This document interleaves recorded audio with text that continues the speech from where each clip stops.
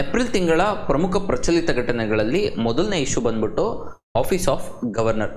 ರಾಜ್ಯಪಾಲರ ಆಫೀಸ್ ಸಾಕಷ್ಟು ಸುದ್ದಿಯಲ್ಲಿತ್ತು. ಮೊದಲನೇದಾಗಿ ಯಾಕೆ ಸುದ್ದಿಯಲ್ಲಿತ್ತು ಅಂತ ನೋಡಿದ್ವಿ ಅಂತ ಹೇಳಿದ್ರೆ, every now and then office of governor ಸುದ್ದಿಯಲ್ಲಿ ಬರ್ತಿದೆ. The first instance in Punjab. Recently Punjab ಸ್ಟೇಟಲ್ಲೂ ಸಹ supreme court office of governor ವಿಚಾರದಲ್ಲಿ ಇಂಟರ್ವೆನ್ಷನ್ ಮಾಡಬೇಕಾಯಿತು. ಯಾಕೆ ಇಂಟರ್ವೆನ್ಷನ್ನು? ಸೊ ಪಂಜಾಬ್ನ ಗವರ್ನರ್ ಆಗಿದ್ದಂತಹ ಬನ್ವರಿಲಾಲ್ ಪುರೋಹಿತ್ ರವರು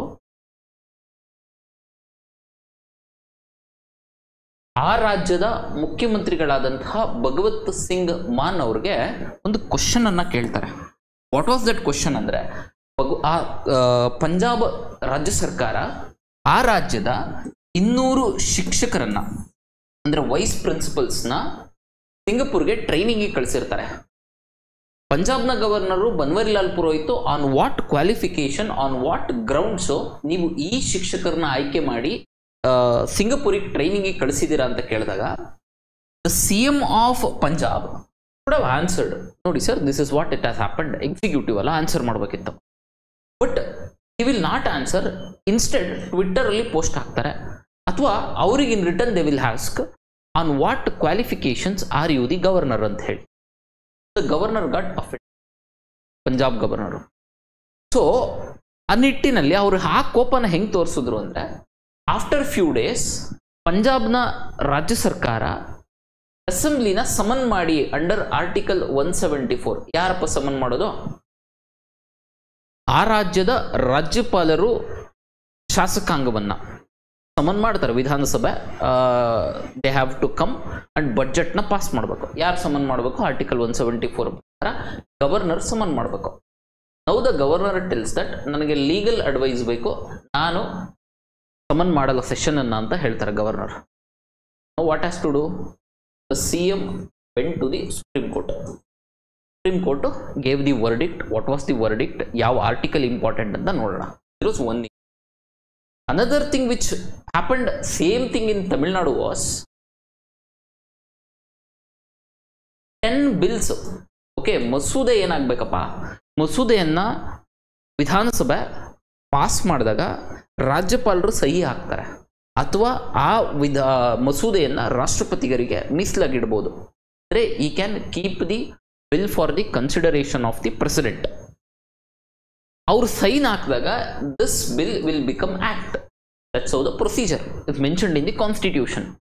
ಯಾವ ಆರ್ಟಿಕಲ್ ಇಂಪಾರ್ಟೆಂಟ್ ಅಂತ ನೋಡೋಣ. ಸುಪ್ರೀಂ ಕೋರ್ಟ್ ಏನು ವರ್ಡಿಕ್ಟ್ ಅನ್ನ ಕೊಟ್ಟಿದೆ, ಮುಂಚೆ ಟೈಮ್ ಫ್ರೇಮ್ ಇರಲಿಲ್ವಾ? ಇವಾಗ ಏನು supreme court after the verdict ಯಾಕೆ? Because why this issue is important is because supreme court has written the constitution ಅಂತ ಹೇಳ್ಬೋದು. ಅಂದರೆ ಕಾನ್ಸ್ಟಿಟ್ಯೂಷನ್ ಏನಿಲ್ವಲ್ಲ ಅದನ್ನು ಮತ್ತೆ ಅಂದರೆ ಹೊಸದಾಗಿ ರಚನೆ ಮಾಡಿರೋ ಥರ, ಅಂದರೆ ಆ ಒಂದು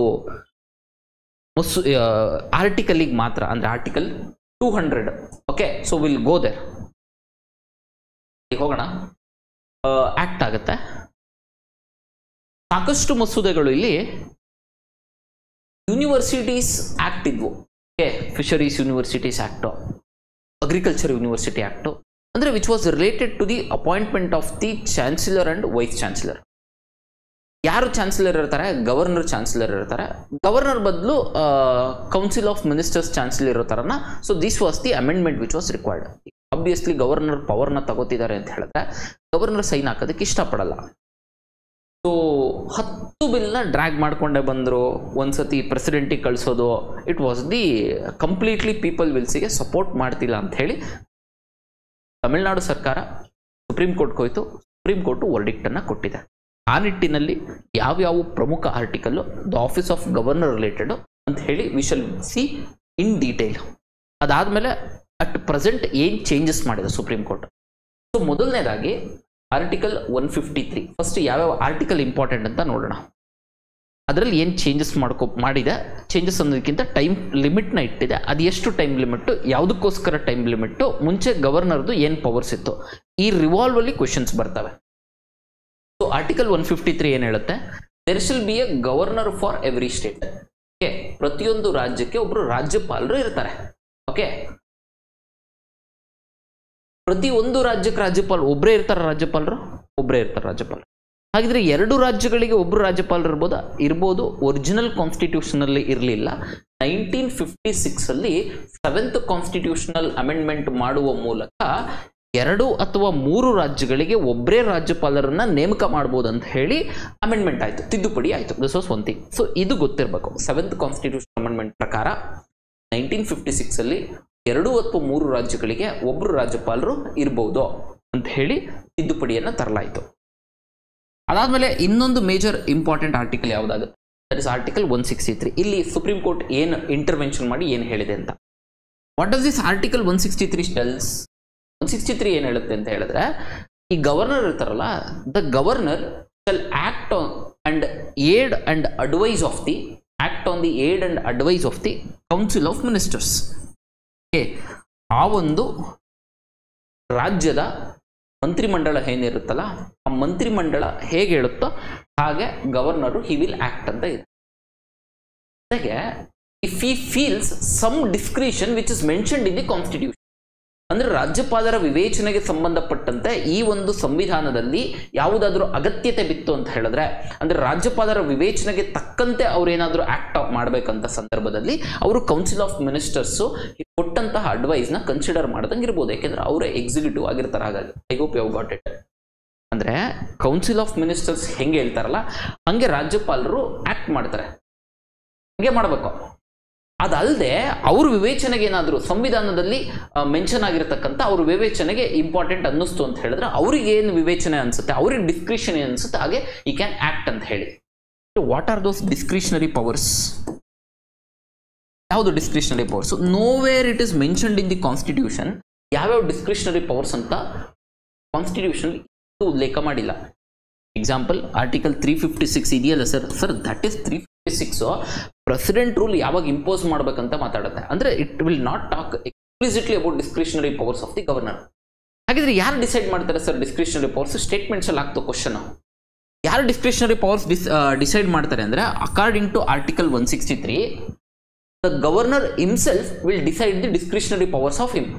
ಅಂದರೆ ರಾಜ್ಯಪಾಲರೇ ನಮ್ಮ ವಿವೇಚನೆಗೆ, ಓಕೆ ನೋಡಪ್ಪ ಇದು ನನ್ನ ವಿವೇಚನೆಗೆ ತಕ್ಕಂತೆ ಇದು ಸಮಜಾಯಿಸ್ತಾ ಇದ್ದೀನಿ, so this is my discretionary power, ಹಾಗಾಗಿ ಈಗ this is what happening. Example 2018-19 single largest party leader ಆಗಿದ್ದಂತಹ ಯಡಿಯೂರಪ್ಪನವ್ರನ್ನ ಮುಖ್ಯಮಂತ್ರಿಯಾಗಿ ಕರೆದು ಈಸ್ ದಿ ಚೀಫ್ ಮಿನಿಸ್ಟರ್ ಅಂತೇಳಿ ಅಪಾಯಿಂಟ್ ಮಾಡಿದ್ರು. That is a discretionary power. ಆ ಕೌನ್ಸಿಲ್ ಆಫ್ ಮಿನಿಸ್ಟರ್ಸ್ ಏನು ಅಡ್ವೈಸ್ ಮಾಡಿಲ್ಲ, ನೋಡಿ ಇವರು he has to be the CM ಅಂತ ಹೇಳಿ. That is a discretion.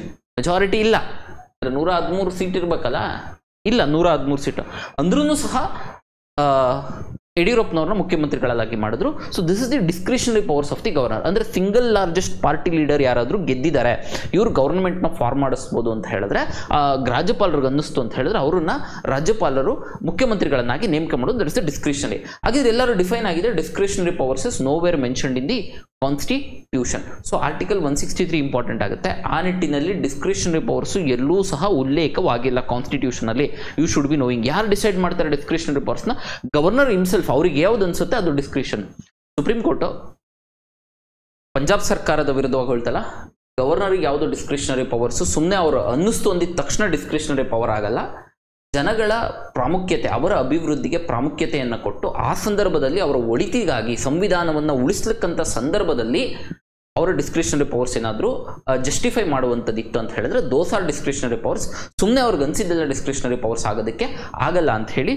So regarding the government of Punjab ಏನು ಹೋಗಿತ್ತಲ್ಲ, ಲೈಕ್ ಬನ್ವರಿಲಾಲ್ ಪುರೋಹಿತ್ ಸೆಷನ್ ಮಾಡ್ಬೇಕು ಕರೆದಿರಲಿಲ್ಲ ಅಂತ ಹೇಳಿ ಆ ನಿಟ್ಟಲ್ಲಿ ತೀರ್ಪನ್ನು ಕೊಟ್ಟಿತ್ತು. So 153, 163 7th Constitutional Amendment. Sir, another important issue. What is the issue? ಈಗ ತಮಿಳುನಾಡು ಸರ್ಕಾರ again ಬಿಲ್ ರಿಲೇಟೆಡ್ ಆಗಿ ಹೋಯ್ತು. What is this article related? ಇಲ್ಲಿ ಏನು changes? What are the current related aspects? Article 200 very very important. ಏನಿದೆ article 200?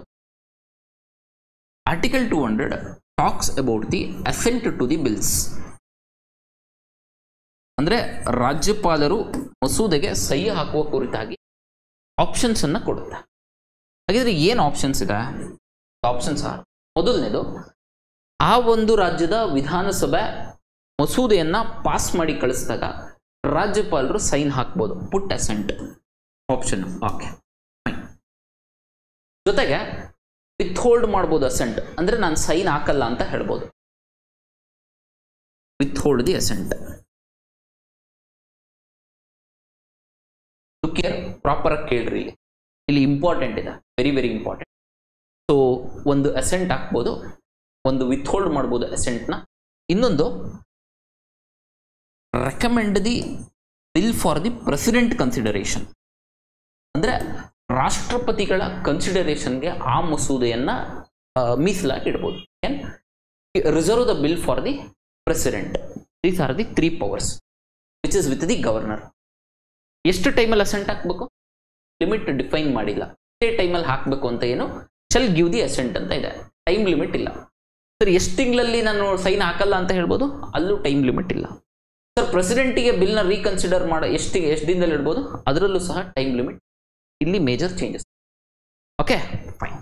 Sir ಈ with hold ಅಸೆಂಟಿಗೆ ಇನ್ನೊಂದು power ಬರುತ್ತಲ್ಲ, ಅಂದರೆ ರಾಜ್ಯಪಾಲರು ತಮ್ಮ ಮಸೂದೆ ರಾಜ್ಯಪಾಲರ ಹತ್ರ ಬಂದಾಗ ಸೈನ್ ಹಾಕಿದ್ರೆ ಅದು ಕಾಯ್ದೆ ಆಗುತ್ತೆ. ನಾನು ಸೈನ್ ಹಾಕಲ್ಲ ಅಂದರೆ ಅದು ಕಾಯ್ದೆ ಆಗಲ್ಲ. ಇಲ್ಲ ಇಲ್ಲೇನೋ ಸಮಸ್ಯೆ ಇದೆ ಅಂತ ಹೇಳಿ ಕಾನ್ಸ್ಟಿಟ್ಯೂಷನ್ ಅನ್ನ ವೈಲೇಷನ್ ಮಾಡ್ತಿದೆ ಈ ಒಂದು ಮಸೂದೆ ಅಂತ ಹೇಳಿದ್ರೆ, ಆ ಮಸೂದೆಯನ್ನ ಪ್ರೆಸಿಡೆಂಟಿಗೆ he can reserve the bill. ಪ್ರೆಸಿಡೆಂಟಿಗೆ ರಿಸರ್ವ್ ಮಾಡಿ ಇಟ್ಟ ಮೇಲೆ president he will consider it. Okay, once it has been reserve. Withhold ಮಾಡ್ತಾರಲ್ಲ ಅಸೆಂಟ್, ಅಂದ್ರೆ ನಾನು ಸಹಿ ಹಾಕಲ್ಲ ಅಂತ, ಆ ಸಂದರ್ಭದಲ್ಲಿ ಆ ಒಂದು ಮಸೂದೆಯನ್ನ ವಾಪಸ್ಸು ವಿಧಾನಸಭೆಗೆ ಕಳಿಸ್ಬೇಕು. He has to send the bill to the legislative assembly. ಆ ಲೆಜಿಸ್ಲೇಟಿವ್ ಅಸೆಂಬ್ಲಿ ಮತ್ತೆ ಏನಾದ್ರು ರೀಪಾಸ್ ಮಾಡಿ ರಾಜ್ಯಪಾಲರ ಹತ್ರ ವಾಪಸ್ ಕಳಿಸ್ತು ಅಂತ ಹೇಳಿದ್ರೆ ರಾಜ್ಯಪಾಲರು ಅಸೆಂಟ್ ಹಾಕ್ಲೇಬೇಕು, ಸಹಿ ಹಾಕ್ಲೇಬೇಕು ಅದಕ್ಕೆ. This is according to constitution. Tamil Nadu government ಅಲ್ಲಿ ಏನಾಯ್ತು, 10 ಬಿಲ್ಗಳೇನಿದ್ವಲ್ಲ ಅದನ್ನ ಅಸೆಂಟ್ ಹಾಕಲ್ಲ ಅಂತ ಹೇಳಿದ್ರು ಯಾರು, ರಾಜ್ಯಪಾಲರು. ಅಸೆಂಟ್ ಹಾಕಲ್ಲ ಅಂತ ಹೇಳಿ ವಾಪಸ್ಸು ವಿಧಾನಸಭೆಗೆ ಕಳಿಸಿದ್ರು.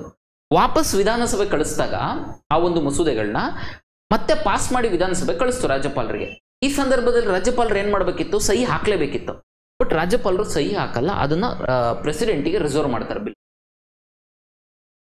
ಪ್ರೆಸಿಡೆಂಟಿಗೆ ರಿಸರ್ವ್ ಮಾಡ್ತಾರೆ. ಈ ಸಂದರ್ಭದಲ್ಲಿ president will come in to the. But ಇಲ್ಲಿ ಒಂದು ಮ್ಯಾಂಡೇಟರಿ ಪವರ್ ಇದೆ ಯಾರ್ದು, that is very very mandatory. ಅದು ಗವರ್ನರ್ಗೆ ಸಂಬಂಧಪಟ್ಟಿದ್ದು. ಅಂದ್ರೆ ಯಾವ ಬಿಲ್ನ ನಾನು ರಾಷ್ಟ್ರಪತಿಗಳಿಗೆ ಮೀಸಲಾಗಿಡ್ಬೋದು ಅಂತ, ಮೀಸಲಾಗಿಡಬೇಕು ಅನ್ನತಕ್ಕಂಥದ್ದು ಡಿಸ್ಕ್ರಿಷನ್, ಅದು ಯಾರ್ದು, ಗವರ್ನರ್ದು, ಯಾವ್ದಾದ್ರು ಇಡ್ಬೋದು. ಬಟ್ ಇಲ್ಲಿ ಆ ಯಾವ್ದಾದ್ರು ಮಸೂದೆ ಆ ರಾಜ್ಯದ ಹೈಕೋರ್ಟ್ನ ಯಾವ್ದಾದ್ರು ಪವರ್ಸ್ನ ಡೆರಗೇಟ್ ಮಾಡ್ತಿತ್ತು ಅಂತ ಹೇಳಿದ್ರೆ ದಟ್ ಇಸ್ ಮ್ಯಾಂಡೇಟರಿ. ಅಂದ್ರೆ ಗವರ್ನರ್ಗೆ ಈಗ ಆ ಒಂದು ರಾಜ್ಯದ ಹೈಕೋರ್ಟ್ನ ಪವರ್ನ ಡೆರಗೇಟ್ ಮಾಡ್ತಿದೆ, ಆ ಬಿಲ್ನ ತಂದಿದ್ದಾರೆ ರಾಜ್ಯ ಸರ್ಕಾರ, ಅದನ್ನ ರಾಜ್ಯಪಾಲರಿಗೆ ಕಳಿಸಿದ್ದಾರೆ. ರಾಜ್ಯಪಾಲರು ಕಳಿಸಿದಾಗ ಅವರು ಡೈರೆಕ್ಟ್ ಆಗಿ ಸಹಿ ಹಾಕಲ್ಲ, ಸಹಿ ಹಾಕುತ್ತೆ ಮತ್ತೆ ರೀಕನ್ಸಿಡರ್ ಮಾಡಿ ಅಂತ ಹೇಳಕ್ಕಾಗಲ್ಲ, ಅವ್ರ ಡಿಸ್ಕ್ರಿಷನ್ಗೆ ಸಂಬಂಧಪಟ್ಟಿಲ್ಲ. Mandatory has to keep that bill for the consideration of the president. ಅಂದ್ರೆ ರಾಷ್ಟ್ರಪತಿಗಳ ಕನ್ಸಿಡರೇಷನ್ಗೆ ಆ ಒಂದು ಮಸೂದೆಯನ್ನು ಇಡಲೇಬೇಕು ಯಾವಾಗ ಹೈಕೋರ್ಟ್ನ ಪವರ್ನ ಡೆರಗೇಟ್ ಮಾಡ್ತಿತ್ತು. ಇಲ್ಲೊಂಚೂರು ಕೇಳ್ರಿ,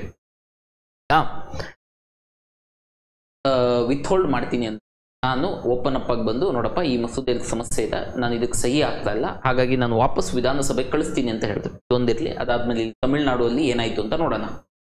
ವಿತ್ ಹೋಲ್ಡ್ ಮಾಡ್ತಿದ್ದೀನಿ ಅಸೆಂಟ್ನ ಹೇಳಿ ವಾಪಸ್ಸು ತಮಿಳುನಾಡು ವಿಧಾನಸಭೆಗೆ ಕಳಿಸಿದ್ರು. ತಮಿಳುನಾಡು ವಿಧಾನಸಭೆ ಮತ್ತೆ ಮರುಪಾಸ್ ಮಾಡಿ ಕಳಿಸ್ತು. ಮರುಪಾಸ್ ಮಾಡಿದಾಗ ರಾಜ್ಯಪಾಲರು ಸಹಿ ಹಾಕಬೇಕಿತ್ತು. ಈ ಸಂದರ್ಭದಲ್ಲಿ ರಾಜ್ಯಪಾಲರು ಸಹಿ ಹಾಕಲಿಲ್ಲ, ಸೀದಾ ಮಸೂದೆಗಳನ್ನ ಮತ್ತೆ ಪ್ರೆಸಿಡೆಂಟ್ನ ರೀಕನ್ಸಿಡರೇಷನ್ ಇಟ್ಟರು. It took on time 4 years ಆಯಿತು. ತಮಿಳುನಾಡು ಸರ್ಕಾರ went to the supreme court. ಈ ಪವರ್ಸ್ ಅಲ್ಲಿ ಚೇಂಜಸ್ ಮಾಡಿದೆ. ಮುಂಚೆ ಏನಿತ್ತು, ಟೈಮ್ ಲಿಮಿಟ್ ಇರಲಿಲ್ಲ. ಏನಕ್ಕೆ, ಸಹಿ ಹಾಕ್ಲಿಕ್ಕೆ ಅಥವಾ ಸಹಿ ಹಾಕಲ್ಲ ಅಂತ ಹೇಳಲಿಕ್ಕೆ, ಮತ್ತೆ ಪ್ರೆಸಿಡೆಂಟಿಗೆ ರೀಕನ್ಸಿಡರೇಷನ್ ಮಾಡಲಿಕ್ಕೆ. ಏನೇನು ಚೇಂಜಸ್ ಮಾಡಿದೆ ಅಂತ ನೋಡೋಣ. ಮೊದಲನೇದಾಗಿ 3 months ಒಳಗಡೆ, 3 ತಿಂಗಳ ಒಳಗಡೆ ಅವರು ಅಸೆಂಟ್ ಹಾಕಬೇಕು. 3 ತಿಂಗಳ ಒಳಗಡೆ ಅಸೆಂಟ್ ಟೈಮ್ ಫ್ರೇಮ್ ಇತ್ತು. ಅಂದ್ರೆ ಮುಂಚೆ ಪಾಕೆಟ್ ಬಿಟ್ಟು ಅಂತ ಇಟ್ಕೊಂಡು ಹಂಗೆ ಇರಂಗಿಲ್ಲ. 3 months ಒಳಗಡೆ ಎಷ್ಟು ಪುಟ್, ಇಫ್ ನಾಟ್ 1 ತಿಂಗಳ ಒಳಗಡೆ ನಾನು ಅಸೆಂಟ್ ಹಾಕಲ್ಲ ಅಂತ ಹೇಳಬೇಕು. ಅಂದ್ರೆ ಬಂದು ವಾಪಸ್ಸು he has to give in writing, that is ನೋಡಪ್ಪ ಈ ಒಂದು ಮಸೂದೆಯಲ್ಲಿ ಈ ಸಮಸ್ಯೆಗಳಿದಾವೆ, ಇಲ್ಲಿ ಕಾನ್ಸ್ಟಿಟ್ಯೂಷನ್ ವೈಲೇಷನ್ ಮಾಡ್ತಿದೆ, ಈ ಒಂದು ಮಸೂದೆ ಕಾಯ್ದೆ ಆಯಿತು ಅಂತ ಹೇಳಿದ್ರೆ ಈ ತರ ಸಮಸ್ಯೆಗಳು ಉದ್ಭವ ಆಗ್ಬೋದು, ಆ ನಿಟ್ಟಿನಲ್ಲಿ ನಾನು ಈ ಮಸೂದೆಗೆ ಸಹಿ ಹಾಕ್ತಿಲ್ಲ ಅಂತ ಹೇಳಿ ಗವರ್ನರ್ ಹೇಳಿ ಅದನ್ನು ವಾಪಸ್ ಯಾರಿಗೆ ಕಳಿಸ್ಬೇಕು, ವಿಧಾನಸಭೆಗೆ ಕಳಿಸ್ಬೇಕು. ಯಾಕೆಂದ್ರೆ he has to send it back to the legislative assembly. ಇಲ್ಲಿ ವೀಟೋ ಪವರ್ ಇಲ್ಲ, ಅಬ್ಸಲ್ಯೂಟ್ ವೀಟೋ ಇಲ್ಲ, ನಾನು ಡೈರೆಕ್ಟ್ ಆಗಿ ಬಂದು ಸಹಿ ಹಾಕಂಗಿಲ್ಲ, ನಾನು discretion it will not become ಆಯ್ಕೆ ಅಂತ ಹೇಳಂಗಿಲ್ಲ. He has to send the bill back to the reconsideration of the legislative assembly. Changes ಏನಾಗಿದೆ ಇಲ್ಲಿ ಇಂಪಾರ್ಟೆಂಟ್ ಕೇಳ್ರಿ. ಇಲ್ಲಿ ಏನಾಗಿದೆ ಅಂದ್ರೆ ವಾಪಸ್ ಏನಾದರೂ ವಿಧಾನಸಭೆ ಮತ್ತೆ ವಾಪಸ್ ಕಳಿಸಿದಾಗ ಆ ಒಂದು ಮಸೂದೆಯನ್ನ ರವಿ ಅವರು ಏನಿದ್ರು ರಾಷ್ಟ್ರಪತಿಗಳ ರೆಕಮೆಂಡ್ ಮಾಡಿದ್ರಲ್ಲ, ಕನ್ಸಿಡರೇಷನ್ಗೆ ಇಟ್ಟಿದ್ರಲ್ಲ, ಸೆಕೆಂಡ್ ಟೈಮ್ ಏನಾದರೂ ವಿಧಾನಸಭೆ ಪಾಸ್ ಮಾಡಿ ಕಳಿಸಿದಾಗ governor has to put the assent ಅಂದ್ರೆ ಸಹಿ ಹಾಕ್ಲೇಬೇಕು. ಈ 1 ತಿಂಗಳೊಳಗಡೆ ಬಂದು ಹೇಳಿ ಮತ್ತೆ 3 ತಿಂಗಳ ಒಳಗಡೆ ನಾನು ಓಕೆ ಸೈನ್ ಹಾಕಬಿಟ್ಟು ನಾನು ಸಹಿ ಹಾಕಲ್ರಪ್ಪ, ಸುಮ್ಮನೆ ಕಾಯ್ದೆ ಲ್ಯಾಪ್ಸ್ ಆಗೋಯ್ತು, ಬಿಲ್ ಲ್ಯಾಪ್ಸ್ ಆಗೋಯ್ತು, no, nothing like that. 3 months ಒಳಗಡೆ he has to send it back to the assembly for the reconsideration of the bill. ಮತ್ತೆ ಅಸೆಂಬ್ಲಿ ಪುನಃ ಏನಾದ್ರು ಇಲ್ಲಿ ಸ್ಟೇಟ್ಮೆಂಟ್ಸ್ ಆಗ್ತವೆ, ಪ್ರಾಪರ್ ಆಗಿ ಕೇಳ್ಕೊಳ್ಳಿ, ಒಂದ್ಸತಿ ನೀಟಾಗಿ ಬರೆದಿಟ್ಕೊಳ್ಳಿ. ಪುನಃ ಪಾಸ್ ಮಾಡಿಡ್ತು ಅಂದ್ರೆ ಆ ಒಂದು ಮಸೂದೆಯನ್ನ ಪ್ರೆಸಿಡೆಂಟ್ ಕನ್ಸಿಡರೇಷನ್ಗೆ ಇಡ್ಲಿಕ್ಕೆ ಬರಲ್ಲ, ರಿಸರ್ವ್ ಮಾಡಂಗಿಲ್ಲ. ಯಾಕೆ? ಫಸ್ಟ್ ಟೈಮೇ ಏನಾದರೂ ಇಡಬೇಕಿತ್ತು ಪ್ರೆಸಿಡೆಂಟ್ಗೆ, ಸೆಕೆಂಡ್ ಟೈಮ್ ಯಾಕೆ ರಾಷ್ಟ್ರಪತಿಗಳ ಹತ್ರ ಕನ್ಸಿಡರೇಷನ್ ಇಡಬೇಕು? ನಾನು ಹೇಳ್ತಿರೋದಲ್ಲ, ಸುಪ್ರೀಂ ಕೋರ್ಟ್ ಹೇಳಿರೋದು. ಸೆಕೆಂಡ್ ಟೈಮು ವಿಧಾನಸಭೆ ಏನಾದರೂ ಬಿಲ್ ಪಾಸ್ ಮಾಡ್ತು ಅಂತ ಹೇಳಿದಾಗ he cannot keep that bill reserved for the consideration of the president. ಇಲ್ಲಿ ಕೇಸ್ ಮೇನ್ಸ್ ಅಲ್ಲೂ ಸಹ ಪ್ರಶ್ನೆಗಳಾಗ್ಬೋದು, discretionary powers of the governor ನೋಡ್ಕೊಂಡೋಗಿ properly they will ask the question on discretionary powers of the governor. ಈ governor office related ಆಗಿ ಒಂದು question ಬಂದೇ ಬರುತ್ತೆ, ರೀಸೆಂಟ್ಲಿ ನಡೀತಾ ಇರತಕ್ಕಂಥ ನಿಮ್ಮ ಕೇಸ್ ಮೇನ್ಸ್ ಅಲ್ಲೂ ಸಹ. So that's what reconsideration. ತದನಂತರದಲ್ಲಿ ಪ್ರೆಸಿಡೆಂಟ್ಸ್ಗೂ ಸಹ ಟೈಮ್ ಫ್ರೇಮ್ ಕೊಟ್ಟಿದ್ದಾರೆ, ದಟ್ ಇಸ್ 3 ಮಂತ್ಸ್ ಒಳಗಡೆ he has to sign the bill. So this is the office of governor. ಒಂದು ಅಸೆಂಟ್ ಹಾಕೋದಕ್ಕೆ ಟೈಮ್ ಲಿಮಿಟ್ 3 ಮಂತ್ಸ್ ಇದೆ. ವಿತ್ಹೋಲ್ಡ್ ಮಾಡಿದ್ರು ಅಸೆಂಟ್ನ ಅಂತ ಹೇಳಿದ್ರೆ, ಅಂದರೆ ಸಹಿ ಹಾಕಲ್ಲ ಅಂತ ಹೇಳಿದ್ರೆ 1 ತಿಂಗಳೊಳಗಡೆ ಯಾಕೆ ಸಹಿ ಹಾಕಲ್ಲ ಅಂತ ಹೇಳಿ 3 ತಿಂಗಳ ಒಳಗಾಗಿ ಅದನ್ನು ಮತ್ತೆ ವಿಧಾನಸಭೆಗೆ ಕಳಿಸಿ, ವಿಧಾನಸಭೆ ಮತ್ತೆ ಏನಾದರೂ ಪಾಸ್ ಮಾಡಿ ಕಳಿಸ್ತು ಅಂತ ಹೇಳಿದಾಗ 2ನೇ ಬಾರಿ ಮಸೂದೆ ರಾಜ್ಯಪಾಲರ ಹತ್ರ ಬಂದಾಗ ಆ ಮಸೂದೆಯನ್ನು ರಾಜ್ಯಪಾಲರು ಯಾವುದೇ ಕಾರಣಕ್ಕೂ ರಾಷ್ಟ್ರಪತಿಗಳಿಗೆ ಮೀಸಲಾಗಿಡಂಗಿಲ್ಲ. ಈ cannot keep that bill for the consideration of the president. First ಟೈಮೇ ಅವ್ರಿಗೇನು ಬುದ್ಧಿ ಇರಲ್ವ, ಫಸ್ಟ್ ಟೈಮೇ ಇಡಬೇಕು. ಸೆಕೆಂಡ್ ಟೈಮ್ ರಿಸರ್ವ್ ಮಾಡ್ತಿದ್ದಾರೆ ಅಂದರೆ ಇಟ್ ಇಸ್ ಸಮ್ ಪ್ರಾಬ್ಲಮ್ ಅಂತ ಹೇಳಿ. ಸೊ ಹಾಗಾಗಿ it has told that second time ಕಳಿಸ್ಲಿಕ್ಕೆ ಬರಲ್ಲ, ಸಹಿ ಹಾಕ್ಲೇಬೇಕು ರಾಜ್ಯಪಾಲರು. ಮೂರನೇದೇನಿದೆ, ಕನ್ಸಿಡರೇಷನ್ ಆಫ್ ದಿ ಪ್ರೆಸಿಡೆಂಟ್ ಇಟ್ಟಾಗ ಮೊದಲನೇ ಟೈಮೇ ಇಡಬೇಕು ಕನ್ಸಿಡರೇಷನ್ ಆಫ್ ದಿ ಪ್ರೆಸಿಡೆಂಟಿಗೆ ಇಟ್ಟಾಗ. ಸೊ ಈ ಕ್ಯಾನ್ ಸಹಿ ಹಾಕೋದು, ಹಾಕದೇ ಇರೋದು, ಅಥವಾ ಮತ್ತೆ ರೀಕನ್ಸಿಡರೇಷನ್ ಮಾಡೋದು, that will be very very important. ಈ ನಿಟ್ಟಲ್ಲಿ ನೋಡ್ಕೊಳ್ಳಿ. ಅದೇ ರೀತಿ ಇನ್ನೊಂದು ಬಂತು ಅಂತ ಹೇಳಿದ್ರೆ article 142 is also very very important. ಏನು ಹೇಳುತ್ತೆ ಆರ್ಟಿಕಲ್ 142 ಅಂತ? Judicial activism. ಈ ಥರ ಏನು ಚೇಂಜಸ್ ಮಾಡ್ತಲ್ಲ ಸುಪ್ರೀಂ ಕೋರ್ಟು, ಏನು ಹೇಳ್ತು, ಮೊದಲ ಬಾರಿಗೆ ರಾಜ್ಯಪಾಲರ ರಾಷ್ಟ್ರಪತಿಗಳ ಇಬ್ಬರೂ ಸಹಿ ಇಲ್ಲದೆ ಮಸೂದೆಗಳು ಕಾಯ್ದೆ ಆಗಿದ್ದಾವೆ. First time in the history of India the bills without the sign of the president and the governor have become act. So ಹಾಗಾಗಿ ಯಾವುದ್ರ ಥ್ರೂ? ಆರ್ಟಿಕಲ್ 142. ಏನು 142 ಹೇಳುತ್ತೆ? ಕಂಪ್ಲೀಟ್ ಜಸ್ಟಿಸ್ ಅನ್ನ ಕೊಡಬೇಕು. ಏನು ಕಂಪ್ಲೀಟ್ ಜಸ್ಟಿಸ್ಸು? ಗವರ್ನರ್ ಆಫೀಸು ಮತ್ತು CM ಇಬ್ಬರು ಹೋಗಿದ್ದಾರೆ ಯಾರ ಹತ್ರ? ಸುಪ್ರೀಂ ಕೋರ್ಟ್ ಹತ್ರ. ನ್ಯಾಯವನ್ನು ಒದಗಿಸ್ಬೇಕು. ನ್ಯಾಯ ಹೆಂಗೆ ಒದಗಿಸೋದು? ನ್ಯಾಯ ಒದಗಿಸ್ಲಿಕ್ಕೋಸ್ಕರ ಸುಪ್ರೀಂ ಕೋರ್ಟ್ ಏನು ಬೇಕಿದ್ರೂ ಮಾಡ್ಬೋದು. ಯಾರಿಗೆ ನ್ಯಾಯ? ಜನಗಳಿಗೆ ನ್ಯಾಯ ಕೊಡ್ಲಿಕ್ಕೋಸ್ಕರ, ಕಂಪ್ಲೀಟ್ ಜಸ್ಟಿಸ್ ಅನ್ನ ಕೊಡಲಿಕ್ಕೆ ಸುಪ್ರೀಂ ಕೋರ್ಟ್ ಯಾವುದೇ ನಿರ್ಣಯವನ್ನು ಬೇಕಾದರೂ ತೆಗೆದುಕೊಳ್ಳಬಹುದು. ಆ ನಿರ್ಣಯವನ್ನು ಯಾವ ಅಧಿಕಾರದ ಮೇಲೆ ತೆಗೆದುಕೊಳ್ಳುತ್ತೆ ಅಂದರೆ ದಟ್ ಇಸ್ ಆರ್ಟಿಕಲ್ 142. ಅದೇ ರೀತಿ 143 ಯೂಸ್ ಮಾಡಿ ನೀವು ಪ್ರೆಸಿಡೆಂಟು ಅಂತ ಹೇಳಿದೆ. ಯಾರಿಗೆ? Regarding this bill. ಅಂದರೆ ಯಾವುದಾದ್ರೂ ರಾಜ್ಯದ ರಾಜ್ಯಪಾಲರು ಬಿಲ್ಲನ್ನು ಪ್ರೆಸಿಡೆಂಟ್ ಕನ್ಸಿಡರೇಷನ್ಗೆ ಇಡ್ತು ಅಂದರೆ 3 ಮಂತ್ಸ್ ಒಳಗಡೆ ನೀವು ಅವ್ರಿಗೆ ಹೇಳ್ಬೇಕ್ರಿ. ನಿಮ್ಮ ಕೈಲಿ 3 ಮಂತ್ಸ್ ಒಳಗಡೆ ಹೇಳೋಕ್ಕಾಗ್ತಿಲ್ಲ ಅಂತ ಹೇಳಿ ಪಾಕೆಟ್ ಬಿಟ್ಟು ಇಟ್ಕೊಳ್ಳೋಂಗಿಲ್ಲ.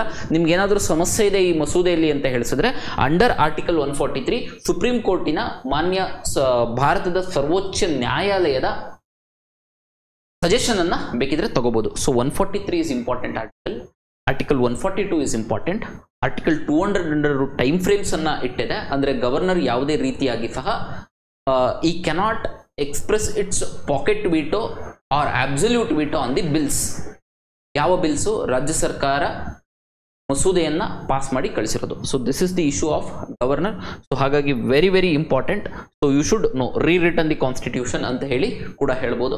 So year it has given the time frame also. ವಿತ್ ಹೋಲ್ಡಿಗೆ ಅಸೆಂಟ್ನ ವಿತ್ ಹೋಲ್ಡ್ ಮಾಡಲಿಕ್ಕೆ ಅಂದರೆ 1 ತಿಂಗಳೊಳಗಡೆ ನಾನು ಯಾಕೆ ಸಹಿ ಆಗ್ತಿಲ್ಲ ಅಂತ ಹೇಳಬೇಕು ಗವರ್ನರ್ ಬಂದ್ಬಿಟ್ಟು.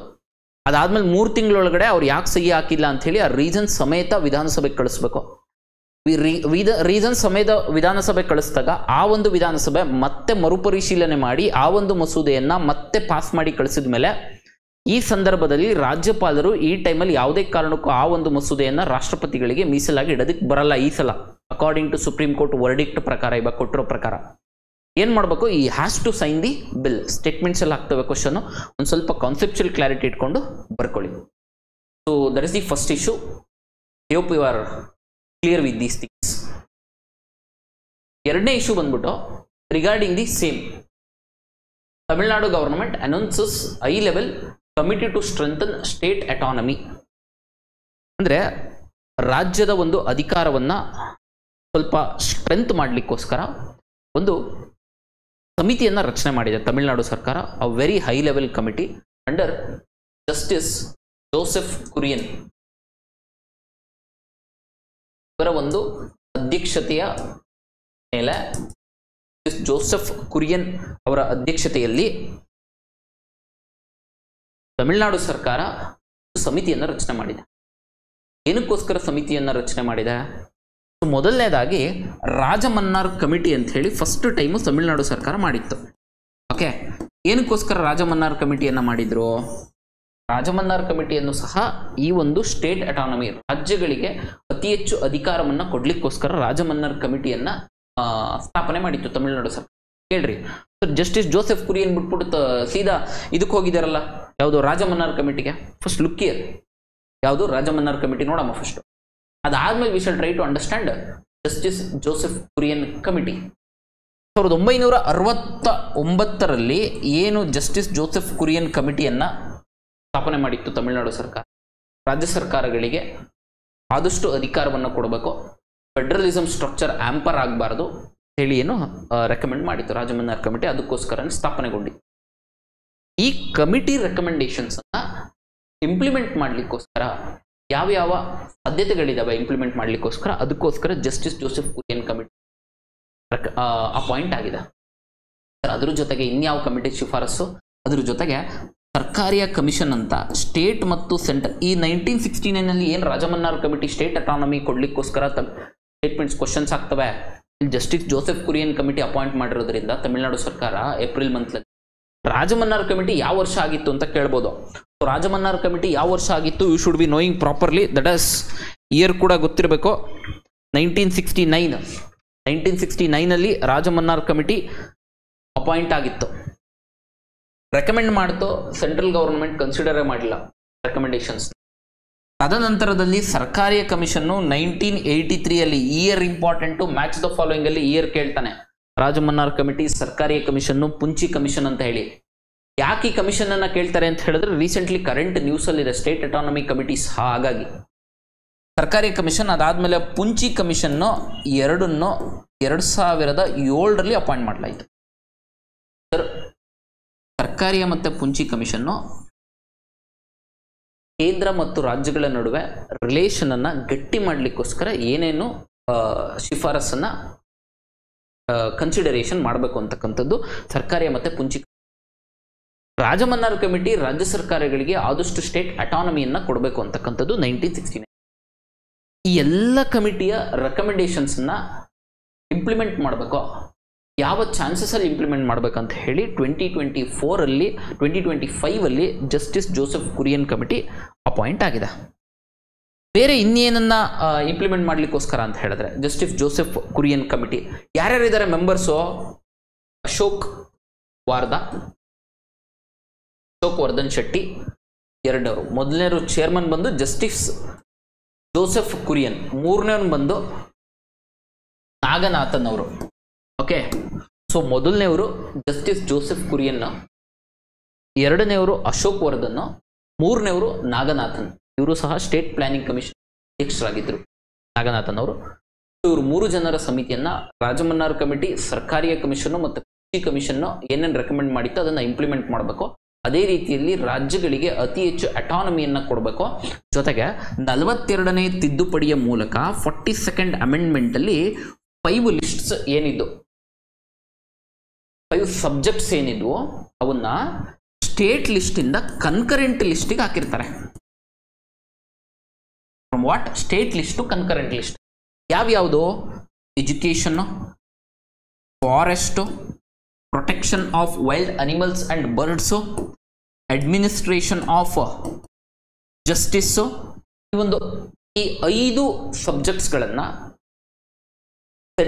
ಸ್ಟೇಟ್ ಲಿಸ್ಟ್ ಇಂದ ಕನ್ಕರೆಂಟ್ ಲಿಸ್ಟಿಗೆ ಆ್ಯಡ್ ಮಾಡಿರ್ತಾರಲ್ಲ, ಸೊ ಅವನ್ನ ಮತ್ತೆ ಸ್ಟೇಟ್ ಲಿಸ್ಟಿಗೆ ಸೇರಿಸ್ಲಿಕ್ಕೋಸ್ಕರ ಏನಾದರೂ ದಾರಿ ಇದೆಯಾ?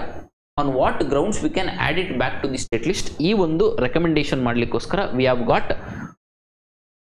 Justice Joseph Kurian Committee without hampering the unity and integrity of India. Okay, so 42nd amendment ಅಲ್ಲಿ ಯಾವ 5 ಸಬ್ಜೆಕ್ಟ್ಸ್ ಯಾವ್ಯಾವ ಇದಾವೆ ಗೊತ್ತಿರಬೇಕು. ಒಂದು education, forest, protection of wild animals and birds, administration of justice, ಅದಾದ್ಮೇಲೆ ವೆಯ್ಟ್ಸ್ ಅಂಡ್ ಮೆಜರ್ಸ್. ಸೊ ಈ ಒಂದು 5 ಸಬ್ಜೆಕ್ಟ್ಸ್ಗಳನ್ನ ಏನು ರಾಜ್ಯ ಪಟ್ಟಿಯಿಂದ ಕನ್ಕರೆಂಟ್ ಲಿಸ್ಟ್ಗೆ ಆ್ಯಡ್ ಮಾಡಿತ್ತಲ್ಲ ಅದನ್ನ ಬ್ಯಾಕ್ ಟು ಇದಕ್ಕೋಸ್ಕರ we have brought this committee. There is a second topic which was in news. ಕಮಿಟಿಯ ಸದಸ್ಯರು ಗೊತ್ತಿರಲಿ, 5 ಲಿಸ್ಟ್ ಗೊತ್ತಿರಲಿ, ಮತ್ತೆ Rajamannar committee, Sarkaria commission, commission ಅದರ ಇಯರ್ ಗೊತ್ತಿರಲಿ. ಮ್ಯಾಚ್ ದ ಫಾಲೋಯಿಂಗ್ ಅಲ್ಲಿ ಇಯರ್ ಕೇಳ್ತಾರೆ, ಅಥವಾ ಜೋಸೆಫ್ ಕುರಿಯನ್ ಕಮಿಟಿಯನ್ನ ಯಾವ ಸರ್ಕಾರ ನೇಮಕ ಮಾಡಿದೆ ಅಂತ ಕೇಳ್ತಾರೆ, ಯಾವುದಕ್ಕೋಸ್ಕರ ನೇಮಕ ಮಾಡಿದೆ ಅಂತ ಕೇಳ್ತಾರೆ. ಸ್ಟೇಟ್ಮೆಂಟ್ಸ್ ಅಲ್ಲಿ ಆಗ್ಬೋದು questions. All these things you should be aware. That would be sufficient. Going to the next issue. Okay. So that's reservation. Very very important. Mains allu kuda question agbodu. ಜೊತೆಗೆ ಪ್ರಿಲಿಮ್ಸ್ ಅಲ್ಲಿ ಈ reservation issue ಅಲ್ಲಿ ಸಾಕಷ್ಟು question ಆಗ್ತಕ್ಕಂಥ chances ಇದಾವೆ.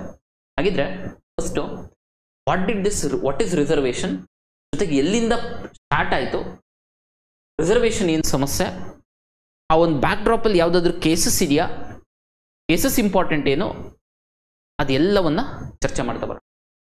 ಮೊದಲನೇದಾಗಿ first reservation ಎಲ್ಲಿಂದ start ಆಯ್ತು ಅಂದ್ರೆ which led to the reservation. First cases ನೋಡೋಣ. ಕೇಸಸ್ಸು, ಆರ್ಟಿಕಲ್ಸು, ಸಿ ಮತ್ತೆ ಪ್ರಮುಖ ತಿದ್ದುಪಡಿಗಳು. Champakam Dorairajan case.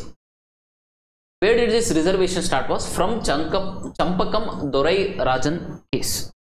She was a Brahmin woman. Tamil Nadu ಅಲ್ಲಿ ಇದ್ದಂತಹ ಒಂದು ಮೆಡಿಕಲ್ ಕಾಲೇಜಲ್ಲಿ ಅಪ್ಲೈ ಮಾಡ್ತಾರೆ, ನನಗೆ ಸೀಟ್ ಬೇಕಂತ ಹೇಳಿ. But she won't get the medical seat. ಸಿಗಲ್ಲ. ಯಾಕೆ ಸಿಗಲ್ಲ ಅಂತ ಹೇಳಿದ್ರೆ ಅಲ್ಲಿ ಕೆಲವೊಂದು ಸೀಟ್ಗಳನ್ನ ಶೆಡ್ಯೂಲ್ಡ್ ಕಾಸ್ಟ್ ಅಂಡ್ ಶೆಡ್ಯೂಲ್ಡ್ ಟ್ರೈಬ್ಸಿಗೋಸ್ಕರ ರಿಸರ್ವ್ ಮಾಡಿರ್ತಾರೆ. Champakam Dorairajan will go to Madras high court. ಏನು, ನನ್ನ ಜಾತಿಯ ಆಧಾರದ ಮೇಲೆ ನನಗೆ ಸೀಟನ್ನು ಕೊಡ್ತಾ ಇಲ್ಲ. ಆರ್ಟಿಕಲ್ 15 ಹೇಳುತ್ತೆ, ಯಾವುದೇ ಕಾರಣಕ್ಕೂ gender, race, religion, caste basis ಮೇಲೆ ನಮ್ಮ ದೇಶದಲ್ಲಿ ವಿ ಕೆನಾಟ್ ಡಿಸ್ಕ್ರಿಮಿನೇಟ್ ಮಾಡಂಗಿಲ್ಲ. ಬಟ್ ನನ್ನ ಡಿಸ್ಕ್ರಿಮಿನೇಟ್ ಮಾಡಿ ನಾನು ಬ್ರಾಹ್ಮಿನ್ ವುಮೆನ್ ಆಗಿರೋದ್ರಿಂದ ನಂಗೆ ಕೊಡ್ತಿಲ್ಲ ಅಂತ ಹೇಳಿ. ಅವಾಗ ಸರ್ಕಾರಕ್ಕೆ ಕೇಳಿದಾಗ ಯಾಕ್ರಿ ನೀವು ಡಿಸ್ಕ್ರಿಮಿನೇಟ್ ಮಾಡ್ತಿದ್ದೀರಾ, ವೈಲೇಟ್ ಮಾಡ್ತಿದ್ದೀರಲ್ಲ ಫಂಡಮೆಂಟಲ್ ರೈಟ್ನ ಅಂತ ಕೇಳಿದಾಗ ತಮಿಳುನಾಡು ಸರ್ಕಾರ ಹೇಳುತ್ತೆ, ಸರ್ DPSPಯಲ್ಲಿ ರಾಜ್ಯ ನಿರ್ದೇಶಕ ತತ್ವಗಳಲ್ಲಿ ವೆಲ್ಫೇರ್ ಸ್ಟೇಟ್ನ ಎಸ್ಟಾಬ್ಲಿಷ್ಮೆಂಟ್ ಮಾಡಲಿಕ್ಕೋಸ್ಕರ ನಾವು ಸೋಷಿಯಲಿ ಆ್ಯಂಡ್ ಎಜುಕೇಷನಲಿ ಬ್ಯಾಕ್ವರ್ಡ್ ಇರ್ತಕ್ಕಂಥದ್ದು, ಸೋಷಿಯಲಿ, ಎಕಾನಾಮಿಕಲಿ ಆ್ಯಂಡ್ ಎಜುಕೇಷನಲಿ, ಸಾಮಾಜಿಕವಾಗಿ, ಆರ್ಥಿಕವಾಗಿ, ಶೈಕ್ಷಣಿಕವಾಗಿ ಹಿಂದುಳಿದಿರುವಂತಹ ವರ್ಗಗಳನ್ನು ಅಪ್ಲಿಫ್ಟ್ ಮಾಡಬೇಕು. ಹಾಗಾಗಿ ನಾವು ಡಿಸ್ಕ್ರಿಮಿನೇಟ್ ಮಾಡ್ತಿದ್ದೀವಿ ಅಂತ. So but this is violating the fundamental right ಅಲ್ವಾ ಅಂತ ಹೇಳಿ ಮಡ್ರಾಸ್ ಹೈಕೋರ್ಟ್ ಹೇಳುತ್ತೆ, yes, Champakam Dorairajan is correct, the state cannot discriminate ಅಂತ ಹೇಳಿ ವರ್ಡಿಕ್ಟ್ ಅನ್ನು ಕೊಡುತ್ತೆ. Again it will go to supreme court. Supreme court ಸಹ ಮಡ್ರಾಸ್ ಹೈಕೋರ್ಟ್ ವರ್ಡಿಕ್ಟ್ನ ಎತ್ತಿಡಿಯುತ್ತೆ. ಸೊ ಈ ನಿಟ್ಟಿನಲ್ಲಿ ಮೊದಲ ಬಾರಿಗೆ ಸುಪ್ರೀಂ ಕೋರ್ಟ್ ವರ್ಡಿಕ್ಟ್ ಅನ್ನು ಹೇಳಿದಾಗ, ಫಂಡಮೆಂಟಲ್ ರೈಟ್ನ DPSPಗಿಂತ ಮೇಲ್ ತಂದಾಗ ಸರ್ಕಾರ ಮೊದಲನೇ ಸಂವಿಧಾನ ತಿದ್ದುಪಡಿಯನ್ನ ಮಾಡುತ್ತೆ. ಕ್ವಶನ್ ಆಗ್ತವೆ. First constitutional amendment, reservation issue ಇರೋದ್ರಿಂದ ಒಂದೊಂದೇ ಕೇಸು, ಒಂದೊಂದೇ ಆರ್ಟಿಕಲ್ ನೀಟಾಗಿ ಕೂಲಂಕುಷವಾಗಿ ಚರ್ಚೆ ಮಾಡ್ತಾ ಬರೋಣ. ಚಂಪಕಂ Dorairajan case first constitutional amendment ಮಾಡಿ ಆರ್ಟಿಕಲ್ 15 ಕ್ಲಾಸ್ 4ನ ತಂದರು. nothing in this article shall prevent from the state from making any law for the upliftment of the socially and educationally backward classes. ಅಂದರೆ ಸಾಮಾಜಿಕವಾಗಿ ಆರ್ಥಿಕವಾಗಿ ಹಿಂದುಳಿದಂತಹ ವರ್ಗಗಳನ್ನು ನಾವು ಅಪ್ಲಿಫ್ಟ್ ಮಾಡಲಿಕ್ಕೋಸ್ಕರ ಸರ್ಕಾರ ಯಾವುದೇ ಒಂದು ಲಾನ ಕಾನೂನನ್ನು ತೆಗೆದುಕೊಂಡು ಬಂದು ಅಂತ ಹೇಳಿದ್ರೆ ಈ ಆರ್ಟಿಕಲ್ ಅನ್ವಯಿಸುವುದಿಲ್ಲ ಅಂತ ಹೇಳಿ ಮೊದಲನೇ ಸಂವಿಧಾನ ತಿದ್ದುಪಡಿ ತರುತ್ತೆ. Happen Champakam Dorairajan case. So scheduled caste and scheduled ಟ್ರೈಬ್ಸ್ಗೆ ರಿಸರ್ವೇಷನ್ ಕೊಡ್ತಾ ಇರ್ತಾರೆ. ತದನಂತರದಲ್ಲಿ 1953ರಲ್ಲಿ ಕಾಕಾ ಕಾಲೇಲ್ಕರ್ ಕಮಿಷನ್ ಅಪಾಯಿಂಟ್ ಆಗುತ್ತೆ.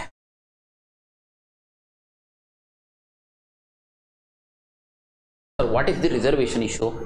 ರೀಸೆಂಟ್ಲಿ ಇಂಟರ್ನಲ್ ರಿಸರ್ವೇಷನ್ ಅದಾದ್ಮೇಲೆ ಯಾಕಿದು ಹೇಳ್ತಾ ಇದ್ದೀನಿ ಬ್ಯಾಕ್ಗ್ರೌಂಡ್ ಅಂತ, very very important. Prakash Hegde led commission report ಅನ್ನ ಸಬ್ಮಿಟ್ ಮಾಡಿದೆ. ನಿಟ್ಟಿನಲ್ಲಿ ಹ್ಯೂಜ್ ಪ್ರೊಟೆಸ್ಟ್ ಆಗ್ತಿದೆ ರಿಸರ್ವೇಷನ್ಗೂ.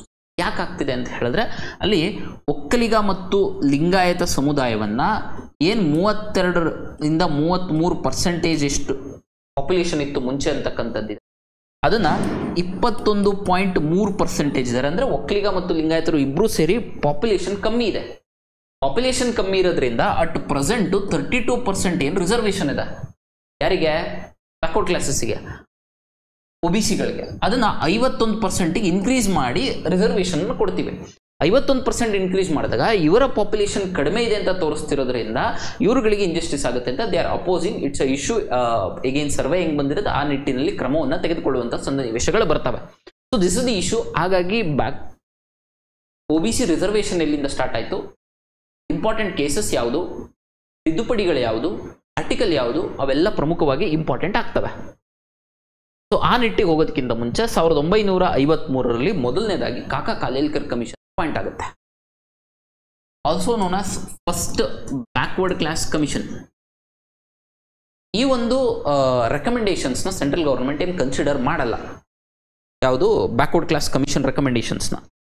ಒಂದು ಸ್ವಲ್ಪ so that we shall look into this. ಯಾವುದಾದ್ರೂ ಇಂಪಾರ್ಟೆಂಟ್ ಇಶ್ಯೂನ ಸ್ಕಿಪ್ ಮಾಡಬಾರ್ದು. ಸೊ ಹಾಗಾಗಿ I will keep a note also. Okay. So first backward class commission appoint ಆಗುತ್ತೆ. ಫಸ್ಟ್ ಬ್ಯಾಕ್ವರ್ಡ್ ಕ್ಲಾಸ್ ಕಮಿಷನ್ ಅನ್ನ ಕನ್ಸಿಡರ್ ಮಾಡೋದಿಲ್ಲ. ತದನಂತರದಲ್ಲಿ 1979ರಲ್ಲಿ 1979ನಲ್ಲಿ BP ಮಂಡಲ್ ಅವರ ನೇತೃತ್ವದಲ್ಲಿ Mandal commission which is also known as second backward class commission. ಏನಕ್ಕೋಸ್ಕರ ಅಪಾಯಿಂಟ್ ಆಗಿತ್ತು ಅಂತ ಕೇಳ್ಬೋದು. ಇಲ್ಲಿ ನೋಡ್ಕೊಳ್ಳಿ ಕರೆಕ್ಟಾಗಿ. ರಿಸರ್ವೇಷನ್ ಇಶ್ಯೂ ಭಾರಿ ಇದೆ, ಇಂಪಾರ್ಟೆಂಟ್ ಇದೆ ತುಂಬ. Ask A question on reservation. So Mandal commission appoint ಆಗುತ್ತೆ, ಸೆಕೆಂಡ್ ಬ್ಯಾಕ್ವರ್ಡ್ ಕ್ಲಾಸ್ ಕಮಿಷನ್. 1979ನಲ್ಲಿ ಏನು ಕನ್ಸಿಡರ್ ಮಾಡಲ್ಲ. 1989ನಲ್ಲಿ ಏನು ಜನತಾ ಗವರ್ಮೆಂಟ್ ಪವರಿಗೆ ಬರುತ್ತಲ್ಲ, ಜನತಾ ಗವರ್ಮೆಂಟ್ ಪವರಿಗೆ ಬಂದಾಗ so they will try to implement ಒಂದು ಆಫೀಸ್ ಆರ್ಡರ್ನ ಜಾರಿ ಮಾಡ್ತಾರೆ. ಓಕೆ. ಸೊ ಆಫೀಸ್ ಮೆಮೊರಾಂಡಮ್ನ ಜಾರಿ ಮಾಡಿದಾಗ ಭಾರತದಾದ್ಯಂತ anti reservation policy huge protest ಆಗುತ್ತೆ. ಹ್ಯೂಜ್ ಪ್ರೊಟೆಸ್ಟ್ ಆದಾಗ ಅಲ್ಲಿಗೆ ಇದು ಡ್ರಾಪ್ ಔಟ್ ಆಗುತ್ತೆ. ಮತ್ತೆ 1991ನಲ್ಲಿ ಮತ್ತೆ again the government VP Singh government ಏನು ಬರುತ್ತೆ, so they will implement this ಇನ್ನೊಂದು ಆಫೀಸ್ ಆಫ್ ಆರ್ಡರ್ ಕೊಡ್ತಾರೆ. ಪ್ರೆಸಿಡೆಂಟ್ ಆರ್ಡರ್ ಬರುತ್ತೆ. ಏನಂತ? ರಿಸರ್ವೇಷನ್ನ ಕೊಡಬೇಕು. ಯಾರಿಗೆ ರಿಸರ್ವೇಷನ್ನ ಕೊಡಬೇಕು? ಮುಂಚೆ ಏನು ಶೆಡ್ಯೂಲ್ಡ್ ಕಾಸ್ಟ್ ಅಂಡ್ ಶೆಡ್ಯೂಲ್ಡ್ ಟ್ರೈಬ್ಸಿಗೆ ರಿಸರ್ವೇಷನ್ ಇತ್ತಲ್ಲ, ಅದೇ ರೀತಿ ಬ್ಯಾಕ್ವರ್ಡ್ ಕ್ಲಾಸಸ್ ಅಂದರೆ ಅದರ್ ಬ್ಯಾಕ್ವರ್ಡ್ ಕ್ಲಾಸಸ್ ಕೂಡ ಇದಾವೆ. ಈ ಅದರ್ ಬ್ಯಾಕ್ವರ್ಡ್ ಕ್ಲಾಸಸ್ ಏನಿದೆ ಅವ್ರುಗಳಿಗೆ ರಿಸರ್ವೇಷನ್ ಕೊಡಬೇಕಂತ. ಸೊ ಈ ರಿಸರ್ವೇಷನ್ ಪಾಲಿಸಿ ಏನು ನಡೀತಾ ಇರುತ್ತೆ, ಆ ಒಂದು PLA ಹೋಗುತ್ತೆ, ಪಬ್ಲಿಕ್ ಇಂಟ್ರೆಸ್ಟ್ PL ಹೋಗುತ್ತೆ, ಪಬ್ಲಿಕ್ ಇಂಟ್ರೆಸ್ಟ್ ಲಿಟಿಗೇಷನ್ ಏನಿಗೆ ಸುಪ್ರೀಂ ಕೋರ್ಟ್ಗೆ. ಏನು ರಿಸರ್ವೇಷನ್ ಕೊಡ್ತಿರೋದ್ರಿಂದ ನಾವು ಎಫಿಷಿಯನ್ಸಿಯಲ್ಲಿ ಕಾಂಪ್ರಮೈಸ್ ಆಗ್ತಿವೆ. ಆ ಹುದ್ದೆಗೆ ಬೇಕಾದಂತಹ ಎಫಿಷಿಯಂಟ್ ಇರೋರನ್ನ ನಾವು ಆಯ್ಕೆ ಮಾಡೋಕ್ಕಾಗಲ್ಲ. ಭಾರತದಲ್ಲಿ ಕಾಸ್ಟ್ ಬೇಸಿಸ್ ಮೇಲೆ ಕೊಡ್ತಕ್ಕಂಥ ರಿಸರ್ವೇಷನ್ ಅಲ್ಲ ಅಂತ ಹೇಳಿ. ಸೊ ಸುಪ್ರೀಂ ಕೋರ್ಟ್ಗೆ ಹೋದಾಗ ಸುಪ್ರೀಂ ಕೋರ್ಟ್ ವರ್ಡಿಕ್ಟ್ ಅನ್ನು ಕೊಡುತ್ತೆ. There will the reactions happening. ಅವೆಲ್ಲ ಏನು ತಲೆ ಕೆಡಿಸ್ಕೋಬೇಡ್ರಿ. ಇಂಪಾರ್ಟೆಂಟ್ ನಾವು ಎಕ್ಸಾಮ್ ಪರ್ಸ್ಪೆಕ್ಟಿವ್ ಅಲ್ಲಿ ಮಾತ್ರ ನೋಡೋಣ ಏನು ಆರ್ಗ್ಯುಮೆಂಟ್ಸ್ ಆಯಿತು ಅಂತ. Supreme court tells that in India caste is class. ಅಂದರೆ ನಿಮ್ಮ ಜಾತಿ ಯಾವುದಿರುತ್ತಲ್ಲ ಅದು ನಿಮ್ಮ ಸಮಾಜದಲ್ಲಿ ನಿಮ್ಮ ಅಸ್ತಿತ್ವವನ್ನು ತೋರಿಸುತ್ತೆ ಅಂತ ಹೇಳುತ್ತೆ ಸುಪ್ರೀಂ ಕೋರ್ಟ್. ಸೊ ಹಾಗಾಗಿ ರಿಸರ್ವೇಷನ್ ಅನ್ನು ಕೊಡಬೇಕು. ಬಟ್ ಸೀಲಿಂಗ್ ಲಿಮಿಟ್ ಹಾಕುತ್ತೆ. ಎಷ್ಟು? 50%ಗಿಂತ ರಿಸರ್ವೇಷನ್ ಅನ್ನು ಜಾಸ್ತಿ ಮಾಡೋಂಗಿಲ್ಲ. ಹಾಗಾಗಿ ಮೋಸ್ಟ್ ಇಂಪಾರ್ಟೆಂಟ್ ಆಗುತ್ತೆ ಯಾವ case. This case is also known as famous Mandal case ಅಂತಾನು ಕರಿತೀವಿ ಅಥವಾ Indira Sawhney case. Sir very very important. ಯಾವ ಕೇಸ್ ಸಂಬಂಧಪಟ್ಟಿದ್ದು? ಇಂದಿರಾ ಸವಾನಿ ಕೇಸು ಬ್ಯಾಕ್ವರ್ಡ್ ಕ್ಲಾಸ್ಗೆ ರಿಸರ್ವೇಷನ್ಗೆ ಸಂಬಂಧಪಟ್ಟಿದ್ದು. ಈ ಒಂದು ಪ್ರಕರಣದಲ್ಲಿ ಸರ್ವೋಚ್ಚ ನ್ಯಾಯಾಲಯ ಭಾರತದಲ್ಲಿ ಮೀಸಲಾತಿ ಏನಿದೆ ಅದು 50% ಜಾಸ್ತಿ ಇರಂಗಿಲ್ಲ ಸರ್. ಮತ್ತೆ ಅಟ್ ಪ್ರೆಸೆಂಟ್ 50% ಜಾಸ್ತಿ ಇದೆಯಲ್ಲ, ನೋಡೋಣ ಆ ಪ್ರಕರಣಗಳು ಯಾವ್ಯಾವ ಬಂದು. 50%ಗಿಂತ ಜಾಸ್ತಿ ರಿಸರ್ವೇಷನ್ ಇರಂಗಿಲ್ಲ. ಅದ್ರ ಜೊತೆಗೆ 1992 ನಡೆದಿರುತ್ತೆ ಒಂದು national commission for backward classes ಕೂಡ ಅಪಾಯಿಂಟ್ ಮಾಡಿ ಅಂತ ಹೇಳಿರುತ್ತೆ. ಅದೇ ನಿಟ್ಟಿನಲ್ಲಿ 1993ರಲ್ಲಿ national commission for backward classes ಕೂಡ ಅಪಾಯಿಂಟ್ ಮಾಡ್ತಾರೆ. ಸರ್ಕಾರ ನೇಮಕ ಮಾಡುತ್ತೆ ಸ್ಟ್ಯಾಚ್ಯುಟರಿ ಬಾಡಿಯಾಗಿ. It will establish a national commission for backward classes. ಈ ನ್ಯಾಷನಲ್ ಕಮಿಷನ್ ಫಾರ್ ಬ್ಯಾಕ್ವರ್ಡ್ ಕ್ಲಾಸಸ್ಗೆ so in 102nd constitutional amendment act 1102ನೇ ಸಂವಿಧಾನ ತಿದ್ದುಪಡಿಯ ಮೂಲಕ article 338B very very important 338B ಅನ್ನ ತಿದ್ದುಪಡಿ it added 338B and made ಈ ಸ್ಟ್ಯಾಚ್ಯುಟರಿ ಬಾಡಿ ಏನಿತ್ತಲ್ಲ ಅದನ್ನ ಕಾನ್ಸ್ಟಿಟ್ಯೂಷನಲ್ ಬಾಡಿ ಮಾಡ್ತಾರೆ. Article 102 Indira Sawhney case, Mandal commission, 338B, OBC ಕೇಸ್, BP Mandal commission, Kaka Kalelkar commission, ಇವೆಲ್ಲ ಎಕ್ಸಾಮ್ಸ್ ಅಲ್ಲಿ ಬರ್ತಾವ ಕ್ವಶನ್ಸ್ ಗೊತ್ತಿರಬೇಕು. This is the background of the reservation in India. ಅದಾದ್ಮೇಲೆ ಅಗೇನ್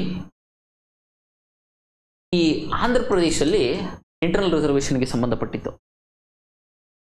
ಈ ಸರ್ಕಾರ ಏನ್ ಮಾಡುತ್ತೆ, ರಾಜ್ಯ ಸರ್ಕಾರಗಳು ಆ ಒಂದು ಏನಿರುತ್ತೆ 341 ಮತ್ತೆ 342 ಆರ್ಟಿಕಲ್ ಮೂಲಕ ಯಾರು ಅಪಾಯಿಂಟ್ ಮಾಡ್ತಾರೆ? 341 ಶೆಡ್ಯೂಲ್ಡ್ ಕಾಸ್ಟ್ನ ರಾಷ್ಟ್ರಪತಿಗಳು ಅಪಾಯಿಂಟ್ ಮಾಡ್ತಾರೆ. ಅಂದ್ರೆ ಯಾವುದಾದ್ರೂ ಒಂದು ಸ್ಟೇಟಲ್ಲಿ ಯಾರು ಶೆಡ್ಯೂಲ್ಡ್ ಕಾಸ್ಟು, ಯಾರು scheduled tribe, article 341 SC, article 342 ST.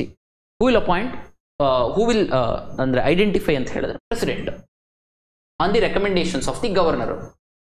ಅದ್ರ ಜೊತೆ ಪಾರ್ಲಿಮೆಂಟ್ ಕೂಡ ಮಾಡ್ಬೋದು. You should be knowing president. ಮುಂದೆ ಇನ್ UPSC ಕೂಡ ಕ್ವಶನ್ ಆಗಿದೆ, ಯಾರು ಹೂ ವಿಲ್ ಐಡೆಂಟಿಫೈ ಅಂತ. Who will issue the order? President. But it are not.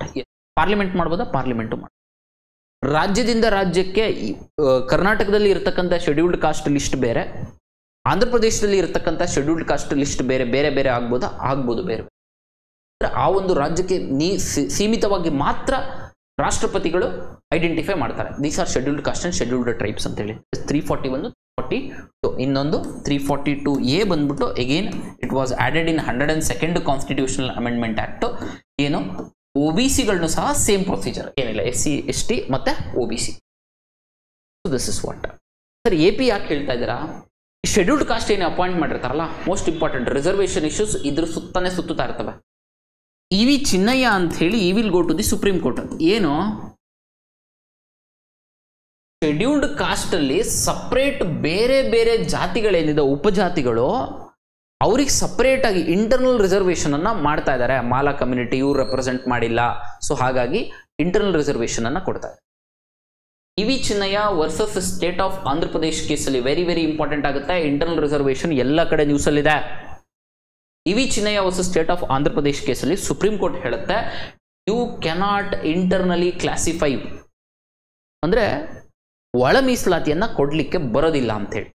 ಯಾವ case? EV Chinnaiah versus state of Andhra.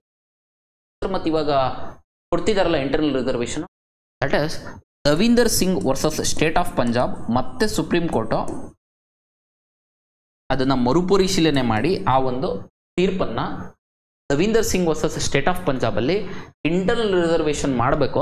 Internal reservation ಮಾಡಿಲ್ಲ ಅಂದ್ರೆ ಕೆಲವೊಂದು ಕಮ್ಯುನಿಟಿ ಏನು ಆರ್ಥಿಕವಾಗಿ ಸ್ವಲ್ಪ ಸದೃಢರಾಗಿರ್ತಾರೆ ಮತ್ತು ಅವರಿಗೆ ರಿಸರ್ವೇಷನ್ ಕೊಡ್ತೀವಿ.